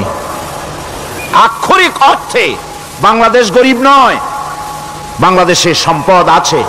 বাংলাদেশে যে জিনিসটার অভাব, সেটা হচ্ছে ইনসাফ ভিত্তিক বন্টনের অভাব। এখানে কেউ তো 1000 বিঘা জমির মালিক, বিঘা বোঝেন না কি কোন আপনারা? কানি, কেউ তো 1000 কানির মালিক, আর কারো তো রান্নাঘর উঠাবার জায়গা নাই। কথাটা ঠিক কিনা? কেউ তো শত শত কোটি টাকা, কত কোটি টাকা যে আছে তা হিসাব করে মাসখানেক লাগবে, গুনিয়া খুলে পারবে না। আর কারো তো একটা ট্যাবলেট কেনার পয়সা নাই। সুতরাং আমার দেশে যেভাবে গরিব বলা হয়, আক্ষরিক অর্থ ওইভাবে আমার দেশ গরিব নয়। আমাদের দেশে সম্পদ আছে, বহুত জমি অনাবাদি ফেলে রাখা হয়েছে। রাসূল করিম সাল্লাল্লাহু আলাইহি ওয়াসাল্লাম বলেছেন, সেই ব্যক্তির জমিন রাখার অধিকার নাই যে ব্যক্তি তা চাষের আওতায় না আনে। আছে না বহুত জমি পড়িয়া? আবাদযোগ্য জমি আমাদের দেশে আছে যা, তার 2,40,00,000 একর। আমাদের ভূমি সম্পদ রয়েছে। বনজ সম্পদ যা আছে সেটা হচ্ছে 32,53,860 একর জুড়ে বিরাট বনজ সম্পদ আমাদের আছে। ভূমি সম্পদ আছে, বনজ সম্পদ আছে। আমাদের রয়েছে পানি সম্পদ, প্রায় 250 নদী, 3,600 বর্গ মাইল জুড়ে নদীগুলো প্রবাহিত আছে। আমাদের পানি সম্পদ আছে। আমাদের গ্যাস সম্পদ আছে, যে গ্যাস অন্তত 100 বছর চলতে পারে। প্রত্যেক বাড়িতে বাড়িতে গ্যাসের সংযোগ দিলেও 100 বছরে ফুরাবে না। আলহামদুলিল্লাহ কইতে ইচ্ছা করে না? জোরে কোন আলহামদুলিল্লাহ। আমাদের গ্যাস সম্পদ রয়েছে, আমাদের মৎস্য সম্পদ আছে, পশু সম্পদ আছে, কৃষি সম্পদ আছে, আরো রয়েছে বিপুল জনশক্তি। জনশক্তিকে আজ সবচাইতে বার্ডেন মনে করা হয়। জনশক্তিকে বলা হয় বাংলাদেশের সবচাইতে বড় সমস্যা, জনশক্তি সমস্যা। এটা হচ্ছে যে সরকার আসে তারই ভূতে পায়, যে যায় লঙ্কা সে আর মানুষ হালে ফেরে না, মানুষগুলি তার জন্য জ্বালা। অথচ এই মানব শক্তি হচ্ছে শ্রেষ্ঠ শক্তি। ইউনিভার্সিটি জনমের মতো না বাড়াইয়া, এখন তো ইউনিভার্সিটি দাবি করতেছে সকলে, গ্রামে গঞ্জে থানায় রান্নাঘরে সব জায়গায় আমাদের ইউনিভার্সিটি দাও। আর ইউনিভার্সিটির ফজিলত কি তা তো আমরা দেখতেইছি। এর থেকে বেশি করে পলিটেকনিক ইনস্টিটিউট, ভোকেশনাল ইনস্টিটিউট ইত্যাদি যদি বানানো হতো, ভিক্ষার হাতকে কর্মীর হাতে যদি পরিণত করা যেত, মানুষগুলিকে যদি কর্মক্ষম করা যেত, তাদেরকে যদি মডার্ন টেকনোলজি যদি শিক্ষা দেওয়া যেত, তাহলে এই মানব শক্তি রপ্তানি করে বা পৃথিবীর বিভিন্ন দেশ থেকে মূল্যবান বৈদেশিক মুদ্রা অর্জন করা যায়। সেটা না করে মানুষ হইছে জ্বালা, জনমের মতো এদেরকে মারো। এটা হচ্ছে ট্রেনের থার্ড ক্লাস প্যাসেঞ্জার্স মেন্টালিটি। সেটা কিরকম? সেটা হচ্ছে ট্রেনে যখন মানুষ চলে তৃতীয় শ্রেণীতে, একবার উঠে বসলে সে অন্যের জন্য জায়গা ছাড়ে না। জায়গা খালি আছে, আরেকজন এসে বললে ভাই আমার একটু বসতে দাও, কয় না ভাই এখানে লোক আছে। আসলে কিন্তু লোক নাই। আপনি যদি বলেন যে সেই লোক আসলে আমি জায়গা ছেড়ে দেবো, ততক্ষণ তো বসি। আপনি বসলেন, এরপরে আপনি তো বুঝছেন যে লোকটা ফাঁকি দিচ্ছে, ওই চিন্তা আপনার মধ্যেও ঢুকবে, আরেকজন আসবে বসার জায়গা আছে, আপনি বলবেন না এখানে জায়গা নাই। ট্রেনের থার্ড ক্লাস প্যাসেঞ্জারদের যে মন মানসিকতা, বর্তমান মুসলিম দেশগুলির সরকার প্রধানেরা ঠিক ট্রেনের থার্ড ক্লাস প্যাসেঞ্জারদের চাইতেও থার্ড ক্লাস। মানব শক্তিকে কাজে লাগাবার চিন্তা না করে উল্টা চিন্তা তারা করছেন। এত সম্পদ থাকা সত্ত্বেও বাংলাদেশ আজ যে অভাব সৃষ্টি হয়েছে তা কৃত্রিম, এবং তা সৃষ্টি হয়েছে এটা এর একমাত্র দায়ী এর জন্য রাজনৈতিক ষড়যন্ত্র। রাজনৈতিক ষড়যন্ত্রের কারণেই এই অভাব সৃষ্টি হয়েছে। গোড়া থেকেই আমাদের দেশটি ষড়যন্ত্রের শিকার। প্রথমে ব্রিটিশ বেনিয়ারা 200 বছর পর্যন্ত গোলামির জিনজির পরিয়ে দিয়েছে। 200 বছর গোলামির পর দ্বিজাতি তত্ত্ব এবং মুসলিম সংখ্যাগরিষ্ঠতার ভিত্তিতে 47-এর আজাদি, তারপর পশ্চিমাদের শোষণ বঞ্চনা থেকে মুক্তি লাভের জন্য 71-এর আজাদি, এরপরে দেশের 90% হচ্ছে মুসলমান। 90% কারা? চিল্লায় বলেন না কারা? পৃথিবীর এই দ্বিতীয় বৃহত্তম মুসলিম জনগোষ্ঠীকে খ্রিস্টান আর ইহুদিরা তারা চেয়েছে জনগণকে খ্রিস্টান বানাতে। আমাদের দেশের জনগণকে তারা চায় খ্রিস্টান বানাতে। যারা কমিউনিস্ট তারা চায় আমাদেরকে নাস্তিক বানাতে। আর পার্শ্ববর্তী দেশের পেইড এজেন্ট যারা আমাদের দেশে আছে তারা চায় পৃথিবীর নিকৃষ্টতম কুহুরি মতবাদ, ধর্ম নিরপেক্ষ মতবাদের মাধ্যমে গোটা জাতিকে ধর্ম থেকে দূরে সরিয়ে দিতে চায়। সুতরাং এই ষড়যন্ত্রের শিকার হয়ে আছে বাংলাদেশ। বাংলাদেশের এই আর্থসামাজিক প্রেক্ষাপটে ইসলামের বিধান ছাড়া, আল্লাহর দেওয়া বিধান ছাড়া এর কোনো মুক্তি নাই, এর নাজাতের কোনো পথ নাই। আল্লাহ রসুল ক্ষমতা আরোহণ করলেন, রাষ্ট্রের মালিক হলেন, প্রেসিডেন্ট হলেন। রাসূলুল্লাহ কি হলেন? আল্লাহর নবী প্রেসিডেন্ট হলেন। সমাজের গরিব দুঃখীদের ব্যাপারে নবীজি বললেন, মান তারাকা মালান ফালওয়ারাসাতিহি ওয়া মান তারাকা দিয়ান আও কুল্লা ফালিয়াতিনি ফাইন্না মাওলাহু, রাওয়াহুল বুখারী। নবীজি বলেন, যে ব্যক্তি মারা গেল, মরে যাওয়ার পর তার যে সম্পদ থাকবে, এই সম্পদগুলি সে যে সন্তান স্ত্রী পুত্র যাদের রেখে গেছে তা তাদের জন্যে। আর যদি সে ঋণগ্রস্ত, যদি ঋণ অবস্থায় সংসারকে রেখে যেয়ে থাকে, তাহলে তার ঋণের বোঝা, ঋণের পরিশোধের দায়িত্ব আমি মুহাম্মদ সাল্লাল্লাহু আলাইহি ওয়াসাল্লাম নিয়ে নিলাম। সমাজের যার কোনো অভিভাবক নাই তার অভিভাবক আমি মুহাম্মদ সাল্লাল্লাহু আলাইহি ওয়াসাল্লাম। যার কোনো অভিভাবক নাই সেজন্য আমার কাছে চলে আসে। ইসলামী রাষ্ট্র এই বিধান পেশ করেছে। এর চাইতে সুন্দরতম বিধান পৃথিবীতে আর কেউ দিতে পারে নাই। সেজন্য সেই সমাজে চুরি বন্ধ হয়েছে, ডাকাতি বন্ধ হয়েছে, জিনা বন্ধ হয়েছে, সব বন্ধ হয়ে গিয়ে সুন্দর একটি সমাজ প্রতিষ্ঠিত হয়েছিল। আর রাসূল বলেছিলেন খায়রুল কুরুনে কারনি, সর্বশ্রেষ্ঠ যুগ হলো আমার যুগ। সুবহানাল্লাহি ওয়া বিহামদিহি। মানুষ দরজা খুলে ঘুমায়েছে, কারো ক্ষুধার কষ্ট নাই, পড়ার কষ্ট নাই, খাবারের চিন্তা নাই, চুরি ডাকাতির ভয় নাই, ভয় মুক্ত।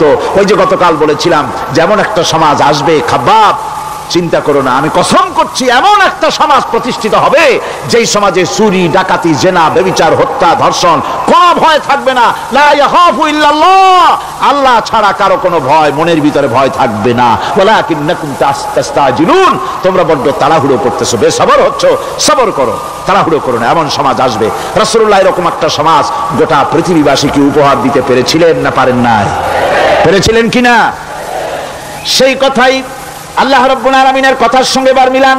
লাইসাল বিররা আন তুওয়াল্লু বুজুহাকুম কিবালাল মাশরিকি ওয়াল মাগরিব, পূর্ব পশ্চিমে কত মাথা ঘুরালে, চেহারা ঘুরালে এটাই কিন্তু তোমার পুণ্যবান হওয়ার জন্য, নেককার হওয়ার জন্য যথেষ্ট নয়।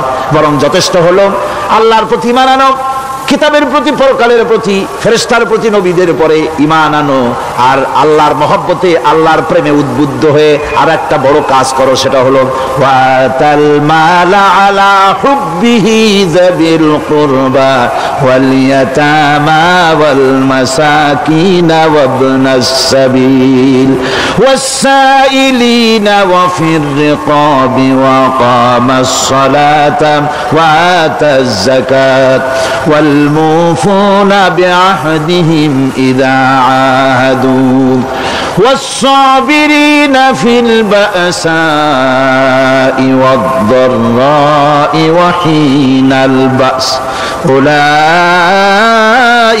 الذين صدقوا وأولئك هم المتقون। আরেকটি গুরুত্বপূর্ণ কাজ করতে হবে আল্লাহ পরকালে বিশ্বাস করার সাথে সাথে, সেটা হলো এই তোমাদের জানের মতো প্রিয় ধন এবং সম্পদকে আল্লাহর মহব্বতে খরচ করতে হবে। সেজদা দিয়া কপালে দাগ লাগাইছো কিন্তু প্রতিবেশীকে সাহায্য করো নাই, গরিবদেরকে দাও নাই, এতিমকে দাও নাই, বোনকে ঠকাইছো, মেয়েকে ঠকিয়েছো, তোমার ওই সেজদায় কিয়ামতে কাজ দিবে না।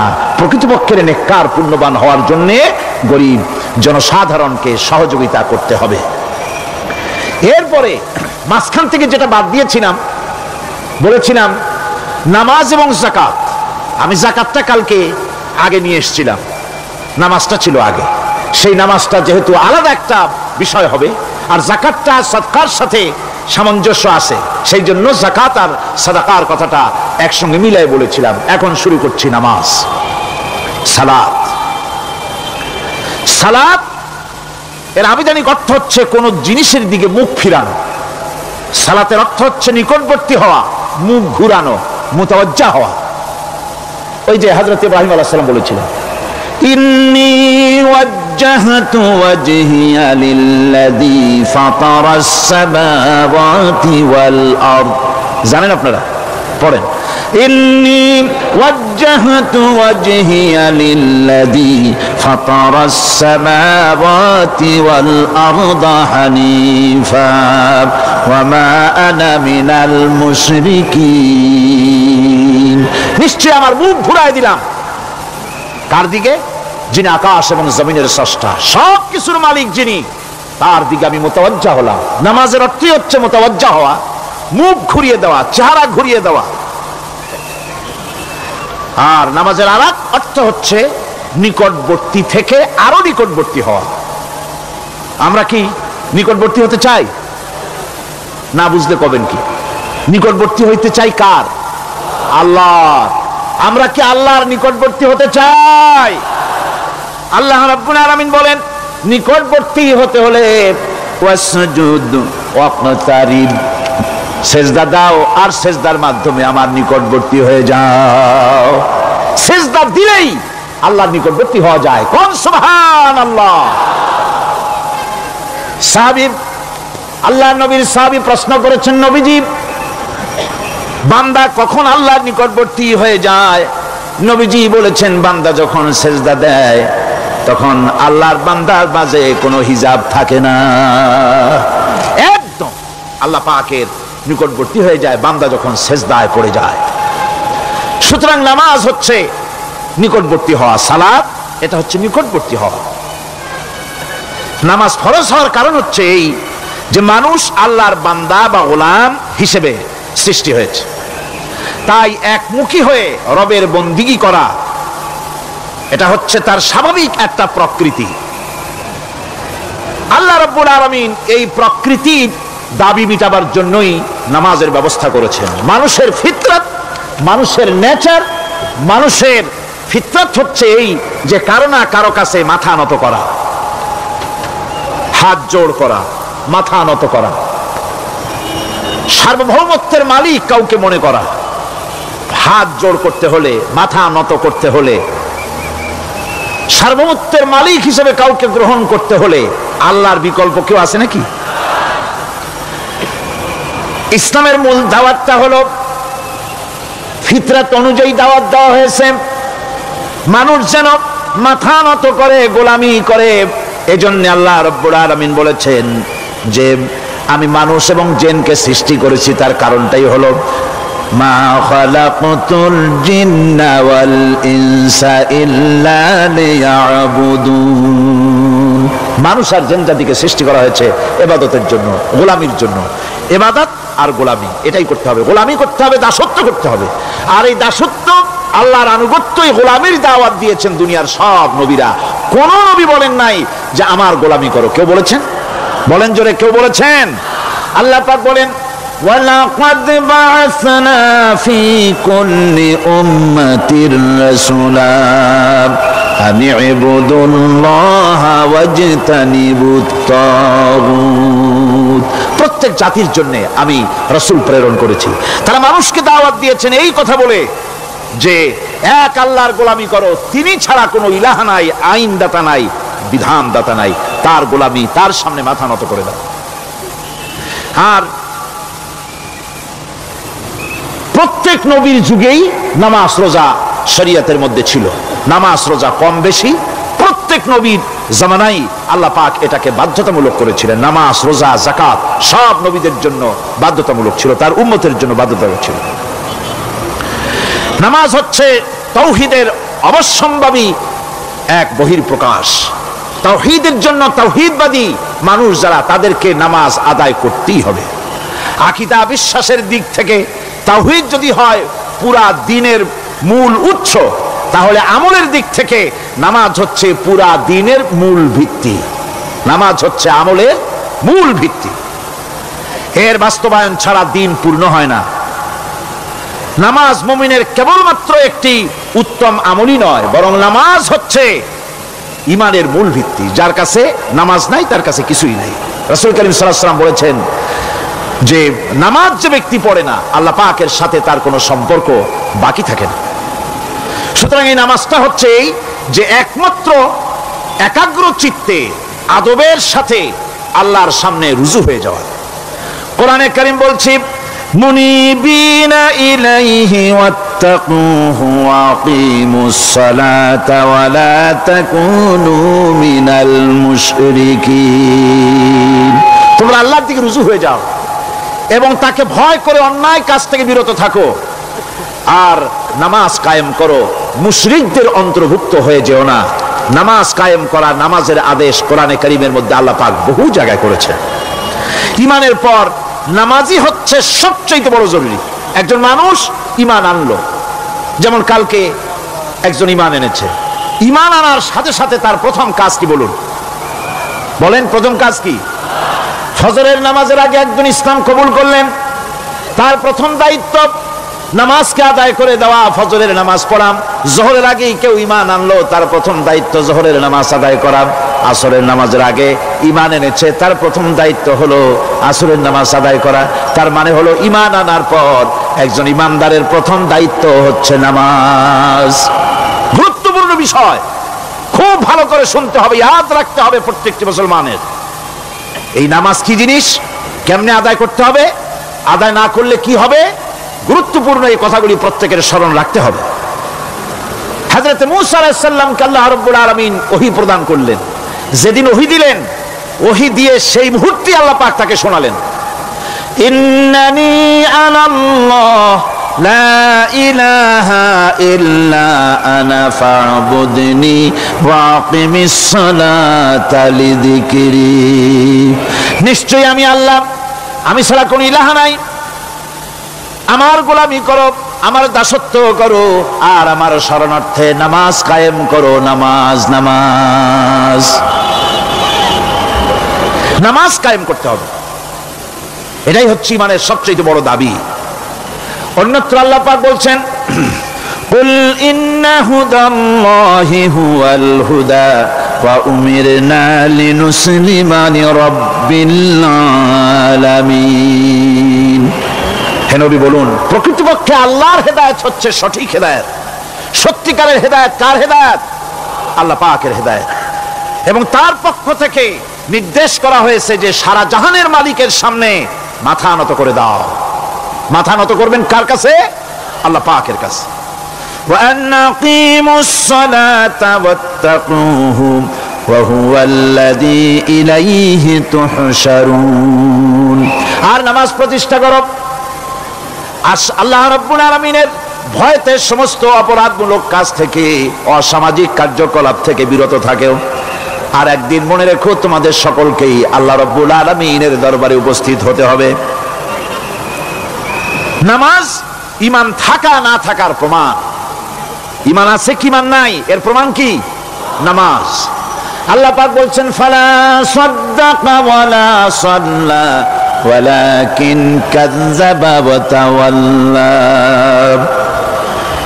কিন্তু না সে সত্য মেনে নিল, আর না সে সালাত আদায় করলো, বরং সত্যকে মিথ্যা মনে করে ফিরে গেল। নামাজটাই হচ্ছে একজন মানুষের, সে মুমিন না কাফের তা প্রমাণ করার জন্য। এটাই হচ্ছে মূল কথা।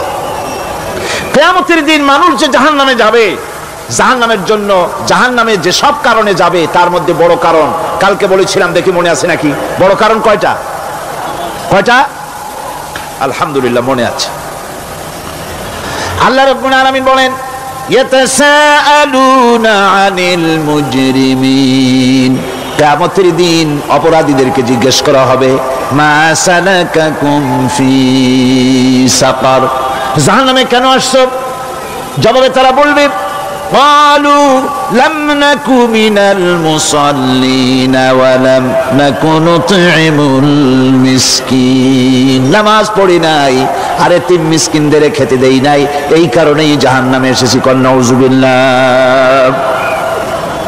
নামাজ যারা পড়বে না জাহান্নামে যেতে হবে। কোথায় যেতে হবে? কেউ কেউ মনে করতে পারবেন নামাজের ওয়াজ তো বহু শুনছি, এর চাইতে গুরুত্বপূর্ণ জিনিস আর নাই। নামাজের চাইতে গুরুত্বপূর্ণ ইবাদত আল্লাহর সৃষ্টি করেন নাই। মুসলমানের জন্য সর্বশ্রেষ্ঠ ইবাদত কি ছিল? এখন জোরে বলেন কি? এই নামাজ আকসার মানুষের নামাজ হয় না। যারা আমরা নামাজ পড়ি, বহু লোকের নামাজ পড়ে ঠিক, কিন্তু নামাজ আদায় হয় না। আমি সে কথা বলবো সামনের দিকে, প্রাণ খুলে শুনবেন, কাজে লাগবে ইনশাআল্লাহ। কোন ইনশাআল্লাহ? আকীদাগত দিক থেকে ঈমান হলো তাওহীদের স্বীকৃতি, আর আমলের দিক থেকে নামাজ হচ্ছে তাওহীদের বহিঃপ্রকাশ। আপনি মুসলমান তা প্রমাণ হবে নামাজ দিয়ে। নামাজহীন ঈমানের দাবি মূল্যহীন। যার নামাজ নাই তার ঈমানের দাবি করার কোনো মূল্যই নেই। অনেক এরকম কথা বলে, হুজুর আমি মানুষটা নিতান্ত খারাপ না, যাই মনে করেন, গ্রামে রাস্তা বানাইছি, ব্রিজ করে দিয়েছি, কালভার্ট করেছি, এতিম মিসকিনদের তাও মাঝে মধ্যে খাবার দেই। নামাজ হচ্ছে ইসলামের গণ্ডির মধ্যে প্রবেশের প্রমাণ। কোরআনে কারীম বলছে, ফাইন তাবু ওয়া আকামুস সালাতা ওয়া আতাউজ যাকাতা ফাইখওয়ানুকুম ফিদ্দীন। সূরা তাওবা এসেছে। তারা যদি তওবা করে আর নামাজ কায়েম করে, যাকাত যদি আদায় করে, তাহলে এখন তোমাদের সে দ্বীনি ভাই, এখন ভাই হয়ে গেল। একটু আগে ছিল কাফের মুশরিক, এখন তোমার দ্বীনি ভাই।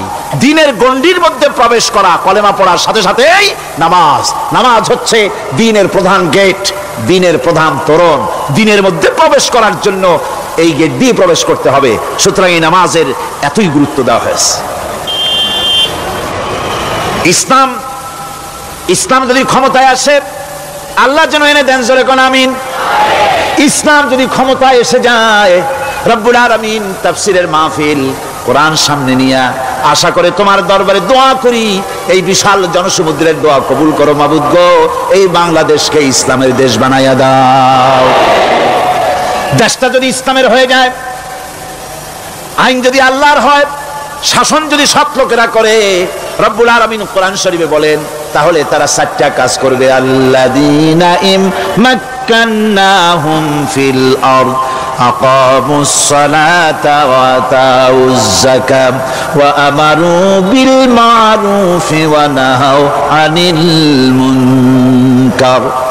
মুমিনেরা ক্ষমতায় এসে প্রথম যে কাজটা করবে, প্রথমে ক্ষমতায় এসেই নামাজ বাধ্যতামূলক করবে। প্রথম কি?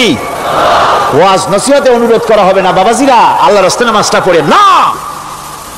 রেডিও এবং টেলিভিশনের মাধ্যমে রাষ্ট্রপ্রধান অর্ডার করে দিবেন, আজ থেকে বাংলাদেশের 12 কোটি তাওহীদি জনতা, নারী পুরুষ যারা আকেল বালিগ, সকলের জন্য নামাজ বাধ্যতামূলক, নামাজ পড়তেই হবে। এটা অর্ডার। বেলা যখন 1টা বেজে যাবে, বেলা যখন 1টা বাজবে, সমস্ত মসজিদে আজান শুরু হয়ে যাবে।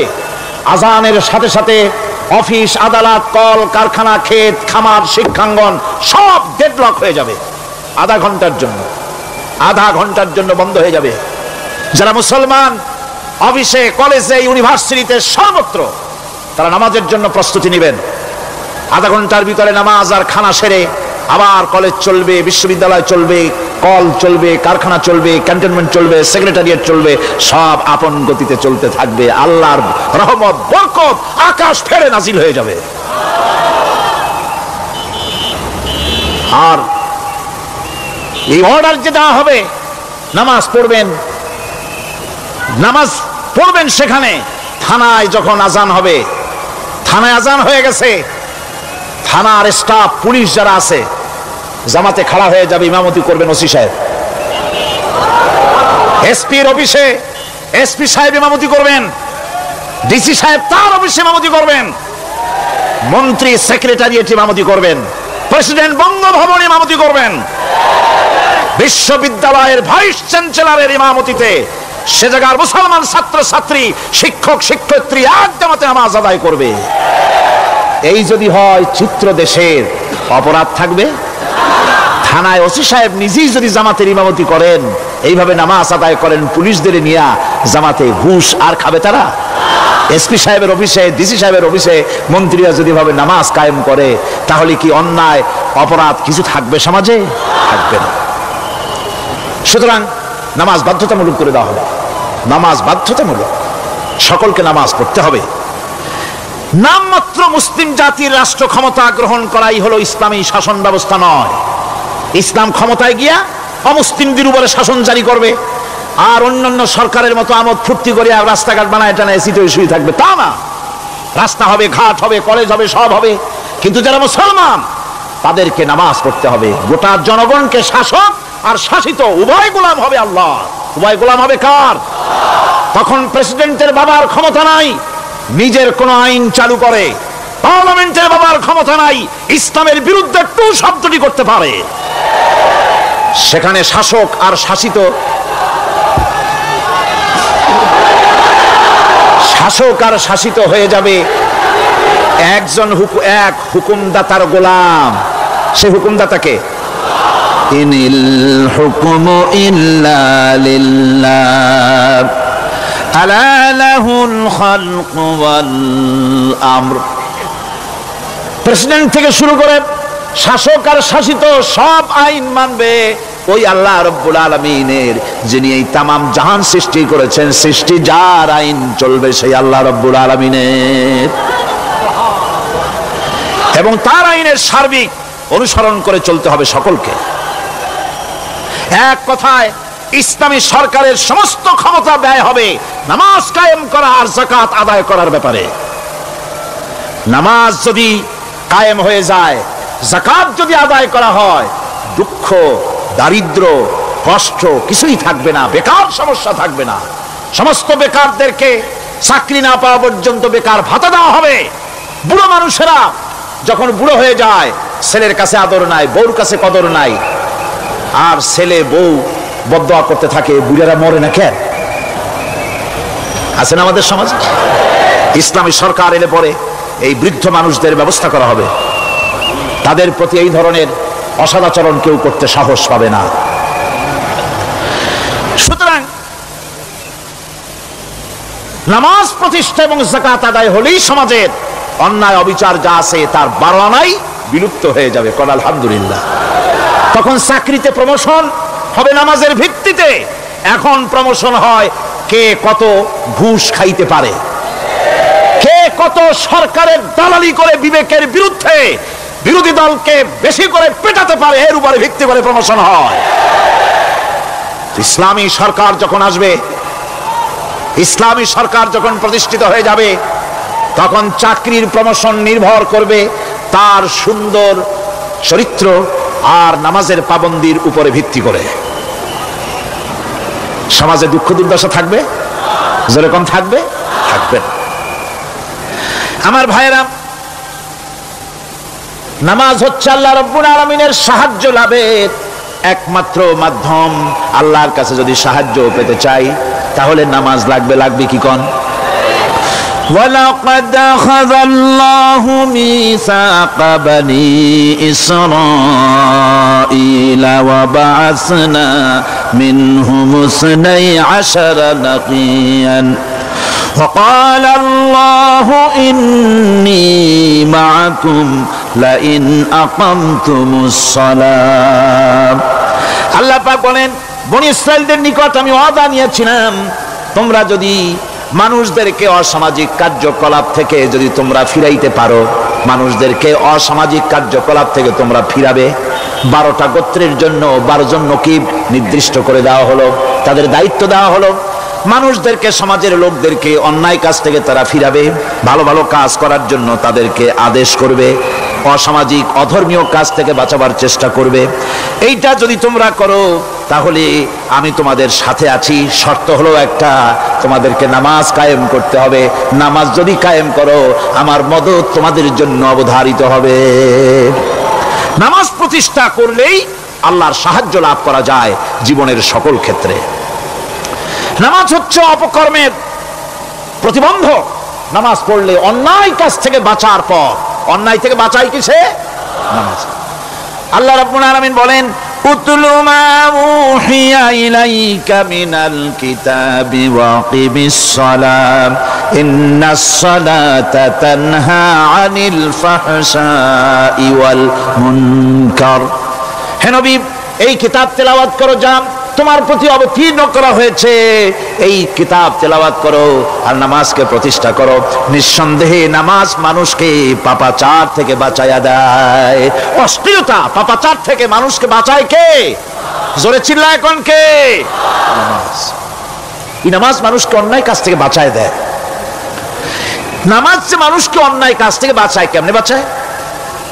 আমরা যে নামাজ পড়ি, এই নামাজে তো আমাদেরকে অন্যায় কাজ থেকে বাঁচাইতে পারে না। নামাজি বহুত মানুষ আছে অন্যায় করে, করে কিনা? কোন না করে না? করে। নামাজি অথচ অন্যায় করে। আর আল্লাহ বলছেন নামাজিকে, নামাজ তাকে অশ্লীলতা থেকে ফিরায়। তাহলে কথা কাটটা ঠিক? আল্লাহটা জোরে বলেন, কাটটা ঠিক? অবশ্যই আমার আল্লাহর কথা হক। আমি ভুল করতেছি, আমি যেন কোথাও ভুল করতেছি, সামথিং ইজ রং, কোথাও যেন আমরা ভুল করে বসতেছি, সেই ভুলটা কি আমরা আবিষ্কার করতে চেষ্টা করবো ইনশাআল্লাহ। প্রথম যে কথাটা সেটা হচ্ছে এই যে আমরা যা নামাজে পড়ি আমরা তা বুঝি না। কথা ঠিক কিনা? আমি যদি এখন প্রশ্ন করি সামি আল্লাহু লিমান হামিদা অর্থ কি কোন, ফার্স্ট ডিভিশনে কয়েকটা লেটার নিয়ে ফেল করবেন এরকম লোক আছেন না নাই?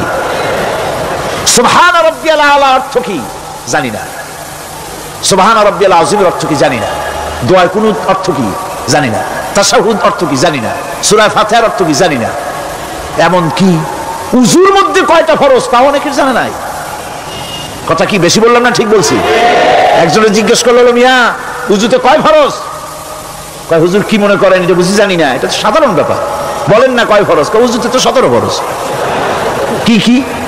কয় হাত ধোয়া, পাও ধোয়া, মুখ ধোয়া, নাক ধোয়া, চোখ ধোয়া, জিহ্বা ধোয়া, মাথা ধোয়া। বলতে বলতে গুনে দেখা গেল প্রায় 19টার মতো বলছে। বলা হলো, মিয়া বললেন আপনি উজুতে ফরজ 17টা, কইলেন আপনি 19টা। কয় হুজুর জানি, আরো বলি না আপনাদের ভয়তে। উজু জানে না, নামাজ জানে না, তাকেই নামাজ কেমনে ফিরাবে অন্যায় কাজ থেকে? কথা বুঝতে পেরেছেন? নামাজে কি পড়ি? নামাজে দাঁড়ায় গেলাম, আল্লাহু আকবার, অর্থ কি? চিল্লায় কন্যা আল্লাহু আকবার। এরকম না, মুসলমানের মতো গলা ছেড়ে দিয়ে চিৎকার দিয়ে বলেন আল্লাহু আকবার। এই আল্লাহু আকবার, আল্লাহ সর্বশ্রেষ্ঠ, তার চাইতে বড় আর কেউ নাই।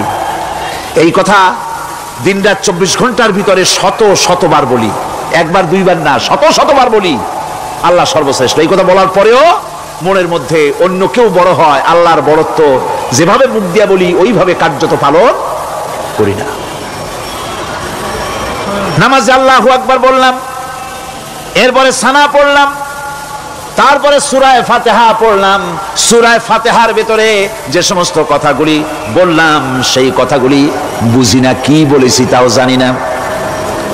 এরপরে সুবহান রাব্বিয়াল আলা বলেছি, সুবহান রাব্বিয়াল আযীম বলেছি, সামি আল্লাহু লিমান হামিদা বলেছি, অর্থ কি জানি না। আল্লাহ তা শুনতে পান, যে ব্যক্তি আল্লাহর প্রশংসা করেন তিনি তা শুনতে পান। নামাজের মধ্যে আইডিয়া দেওয়া হচ্ছে, তুমি যে আল্লাহর জন্য নামাজ পড়তেছো, প্রশংসা করতেছো, এটা এমন নয় যে আল্লাহ পাক দেখছেন না বা শুনতেছেন না। তুমি যা বলতেছো, প্রশংসা করতেছো, আল্লাহ পাক তা শুনতে পাচ্ছেন। সামি আল্লাহু লিমান হামিদা, সুবহান রাব্বিয়াল আলা, আমি মহান সর্বশ্রেষ্ঠ আল্লাহ রাব্বুল আলামিনের পবিত্রতা ঘোষণা করছি, আমি তার প্রশংসা করছি। সূরা ফাতিহার কি আমরা বলি আপনারা ব্যাখ্যা দেখে বুঝে নিয়েন, সেগুলি আমি এখানে বলে বাকি কথা সব শেষ করতে পারবো না। এরপরে আমরা নামাজের মধ্যে দোয়া কুনুত পড়ি। সেই দোয়া কুনুতে যে কি ওয়াদাটা করি, অন্তত আমার তো মনে হয় সাধারণ মানুষের মধ্যে 99.9 লোকেরা জানে না দোয়া কুনুতে কি পড়ে, অর্থ বোঝে না। দোয়া কুনুতের মধ্যে বলা হচ্ছে, আল্লাহুম্মা ইন্না নাস্তাঈনুকা, আয় আল্লাহ আমি তোমার কাছে সাহায্য চাই। কার কাছে সাহায্য চাই? আল্লাহর কাছে সাহায্য চাই। নামাজের ভিতরে বলতেছেন, এই কথা যদি অর্থ আপনি জানতেন যে তোমার কাছে সকল ব্যাপারে সাহায্য চাই তোমার কাছে, এই কথাটা যদি মনে প্রাণে বুঝতেন, তাহলে দুনিয়ায় কোনো মাজারে গিয়া মরা জিন্দা মানুষের কাছে গিয়া নিজের ছেলে মেয়ে চাইতেন না, চাকরির উন্নতি চেতেন না। আপনি নামাজের ভিতরে বলতেছেন আপনার কাছে, আয় আল্লাহ আপনার কাছে সর্বপ্রকারের সাহায্য আপনার কাছে চাই। নামাজের ভিতরে কিসের মধ্যে বলতেছেন? বিশ্বাস যদি করতেন, যদি বুঝতেন, তাহলে যত বড় পীর আসুক দেশ থেকে আর বিদেশ থেকে, সন্তান চাওয়ার জন্য পাগল হয়ে পায়ের উপরে পড়ে থাকতেন না, আল্লাহর কাছেই চাইতেন। কার কাছে চাইতেন? এরপরে বলতেছেন, আস্তাগফিরুকা, তোমার কাছে ক্ষমা চাই, গুনাহ করেছি, অনেক গুনাহ করেছি, তোমার কাছে ক্ষমা চাই, কারণ সাহায্য করতে পারো তুমি, গুনাহ মাফ করতে পারো তুমি। গুনাহ মাফ করার ক্ষমতা কি আছে পৃথিবীর কারো? আকাশে জমিনে আল্লাহ ছাড়া মানুষের গুনাহ কেউ মাফ করতে পারে? এরপরে বলতেছি, অনুমিনু বিকা, আয় আল্লাহ আমি তোমার উপর ঈমান এনেছি, পরিপূর্ণভাবে তোমার উপরে ঈমান এনেছি, ওয়া নাতাওয়াক্কালু আলাইক, আর তোমার উপরেই কেবলমাত্র ভরসা করেছি। ঈমান এনেছি তোমার উপরে, ভরসা করছিও তোমার উপরে। এই কথাগুলি যদি আমরা বুঝতাম, তাহলে আত্মাটা বড় হয়ে যেত, মাথাটা আল্লাহ ছাড়া কারো সামনে নত হতো না। ঠিক না বেটি? আল্লাহ ছাড়া কারো সামনে মাথা নত হতো না। আল্লাহর উপরই ভরসা, তোমার উপর ভরসা করছি, তোমার উপরই ঈমান এনেছি। এরপরে বলছি, ওয়ানুসনি আলাইকাল খায়র, সর্বপ্রকার কল্যাণের সাথে তোমার প্রশংসা করতেছি। ওয়ানাশকুরুকা, আর তোমার কৃতজ্ঞতা স্বীকার করছি, আমি তোমার শুকর আদায় করি, সর্ব ব্যাপারে তোমার শুকর আদায় করি। আর কি করি? ওয়ালা নাকফুরুকা, আমি কুফরি করি না, অকৃতজ্ঞ নই, আমি তোমার কৃতজ্ঞ বান্দা, আমি অকৃতজ্ঞ নই। একথা আপনি নামাজের মধ্যে বলেন, কিন্তু কৃতজ্ঞতা স্বীকার করেন না। আল্লাহ যে ছেলে দিয়েছে শুকর আদায় করেন না, আল্লাহ যে সুন্দরী বউ বা ভালো বউ দিয়েছেন শুকর আদায় করেন না, আল্লাহ সন্তান দিয়েছে শুকর আদায় করে না, আল্লাহ রাব্বুল আলামিন চাকরি দিয়েছেন, বাড়ি দিয়েছেন, জায়গা দিয়েছেন, জমিন দিয়েছেন, যৌবন দিয়েছেন, স্বাস্থ্য দিয়েছেন, শুকর আদায় করে না। আল্লাহ পাক বলেন, বান্দারে যে অবস্থায় থাকো শুকর আদায় করো। লা ইন শাকারতুম লাযীদান্নাকুম ওয়া লা ইন কাফারতুম ইন্না আযাবী লাশাদীদ। আমার নিয়ামতের শুকর যদি আদায় করো আমি বেশি করে বাড়ায় দেব, আর যদি শুকর আদায় না করো তাহলে মস্ত বড় শাস্তি রেখে দিয়েছি। সব ব্যাপারে শুকর আদায় করো, আমার নিয়ামতের শুকর আদায় করো। চোখ দিয়ে দেখতে পাও, কও আলহামদুলিল্লাহ। মুখ দিয়া কথা বলতে পারো, কও আলহামদুলিল্লাহ। যা খাও মজা লাগে বলো আলহামদুলিল্লাহ। কাজ করতে পারো বলো আলহামদুলিল্লাহ। সব ব্যাপারে আল্লাহর শুকর আদায় করতে হবে। শুকরিয়া আদায় করলে রব্বুল আলামিন তারে আরো বাড়ায় দিবেন। এই কথাই বলতেছি, আল্লাহ শুকর করি আর তোমার সাথে আমি কুফরি করি না, কৃতজ্ঞ আমি নই। ওয়া নাখলাউ ওয়া নাতরুকু মান ইয়াফজুরুকা, আর আমি ওয়াদা করতেছি এই কথা, তোমার সাথে যারা প্রকাশ্য দুশ্মনী করে, যারা প্রকাশ্য গুনার মধ্যে লিপ্ত আছে আর তোমার সাথে দুশ্মনী করে, ওদের সাথে আমার সমস্ত সম্পর্ককে ছিন্ন করে দিলাম। দেখছেন নামাজে কি কইলেন আপনি? আপনি নামাজে কত বড় কথা বললেন। ওয়া নাতরুকু মান ইয়াফজুরুকা, আয় আল্লাহ আমি ওয়াদা করছি তোমার সাথে যারা দুশ্মনী করে, যারা প্রকাশ্য গুনাহ করে, তাদেরকে আমি পরিত্যাগ করছি, তাদের সাথে আমার কোনো সম্পর্ক নাই। এই কথা বলার পরে আপনার সম্পর্ক কার সাথে একটু চিন্তা করেন তো। আপনার বন্ধু কারা? ইলেকশন আসলে ভোট দেন কাদেরকে? কাদের চা খাওয়ান, কাদের চান্দা দেন? একটু চিন্তা করেন, অঙ্কের সাথে মিলাই নেন। তাহলে দেখুন, মুখে বলে এক কথা, কাজে করে আর একটা। আরে কি কয়? চিল্লায় কোন আরে কি কয়? আর এই মুনাফিকি করতেছেন কার সাথে? আল্লাহর সাথে। কোন নাউজুবিল্লাহ। নামাজে কি পড়েন সেটা যদি জানতেন অবশ্যই আল্লাহ রাব্বুল আলামিনের কথা কার্যকরী হয়ে যেত।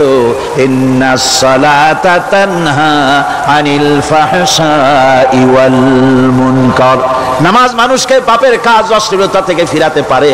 আল্লাহ ইন্না বসায়ছেন, নিশ্চয়ই, বেশক, অবশ্যই নামাজ পাপ থেকে ফিরাবে। কিন্তু কেমনে ফিরাবে নামাজ তো বুঝি না। নামাজ তো বুঝি না, খালি সেজদা দেয় জনমের মতো। আর সেজদা কি? নামাজে যদি দেখে ইমাম দেরি করতেছে, আত্তাহিয়াত পড়তে দেরি হয়ে যাচ্ছে, পিছন থেকে সিগন্যাল মারে, ঠিক কিনা? বেয়াদব, বেয়াদব। তোমার নামাজ, তোমার আত্তাহিয়াত আগে শেষ হয়েছে, তাতে কি হয়েছে? চুপ করে বসে থাকো। ইমামকে কাশি দিয়ে সতর্ক করার অধিকার তোমার নাই। যদি ইমামকে সতর্ক করার জন্য কাশি দিয়ে থাকো, তোমার নামাজ ফাসেদ হয়ে যাবে। এটা ফাজলামি করার জায়গা না, এটা নামাজ। এর নাম কি? ধীরে সুস্থে নামাজ পড়তে হবে। অনেকে মসজিদটালে মনে করে জেলখানা, ঢুকতে যত দেরি, বেরোতে পারলে যেন বাসে যান ছটফট করে। সিনেমার মধ্যে গিয়ে ঘন্টার পর ঘন্টা বসে থাকে, খারাপ লাগে না?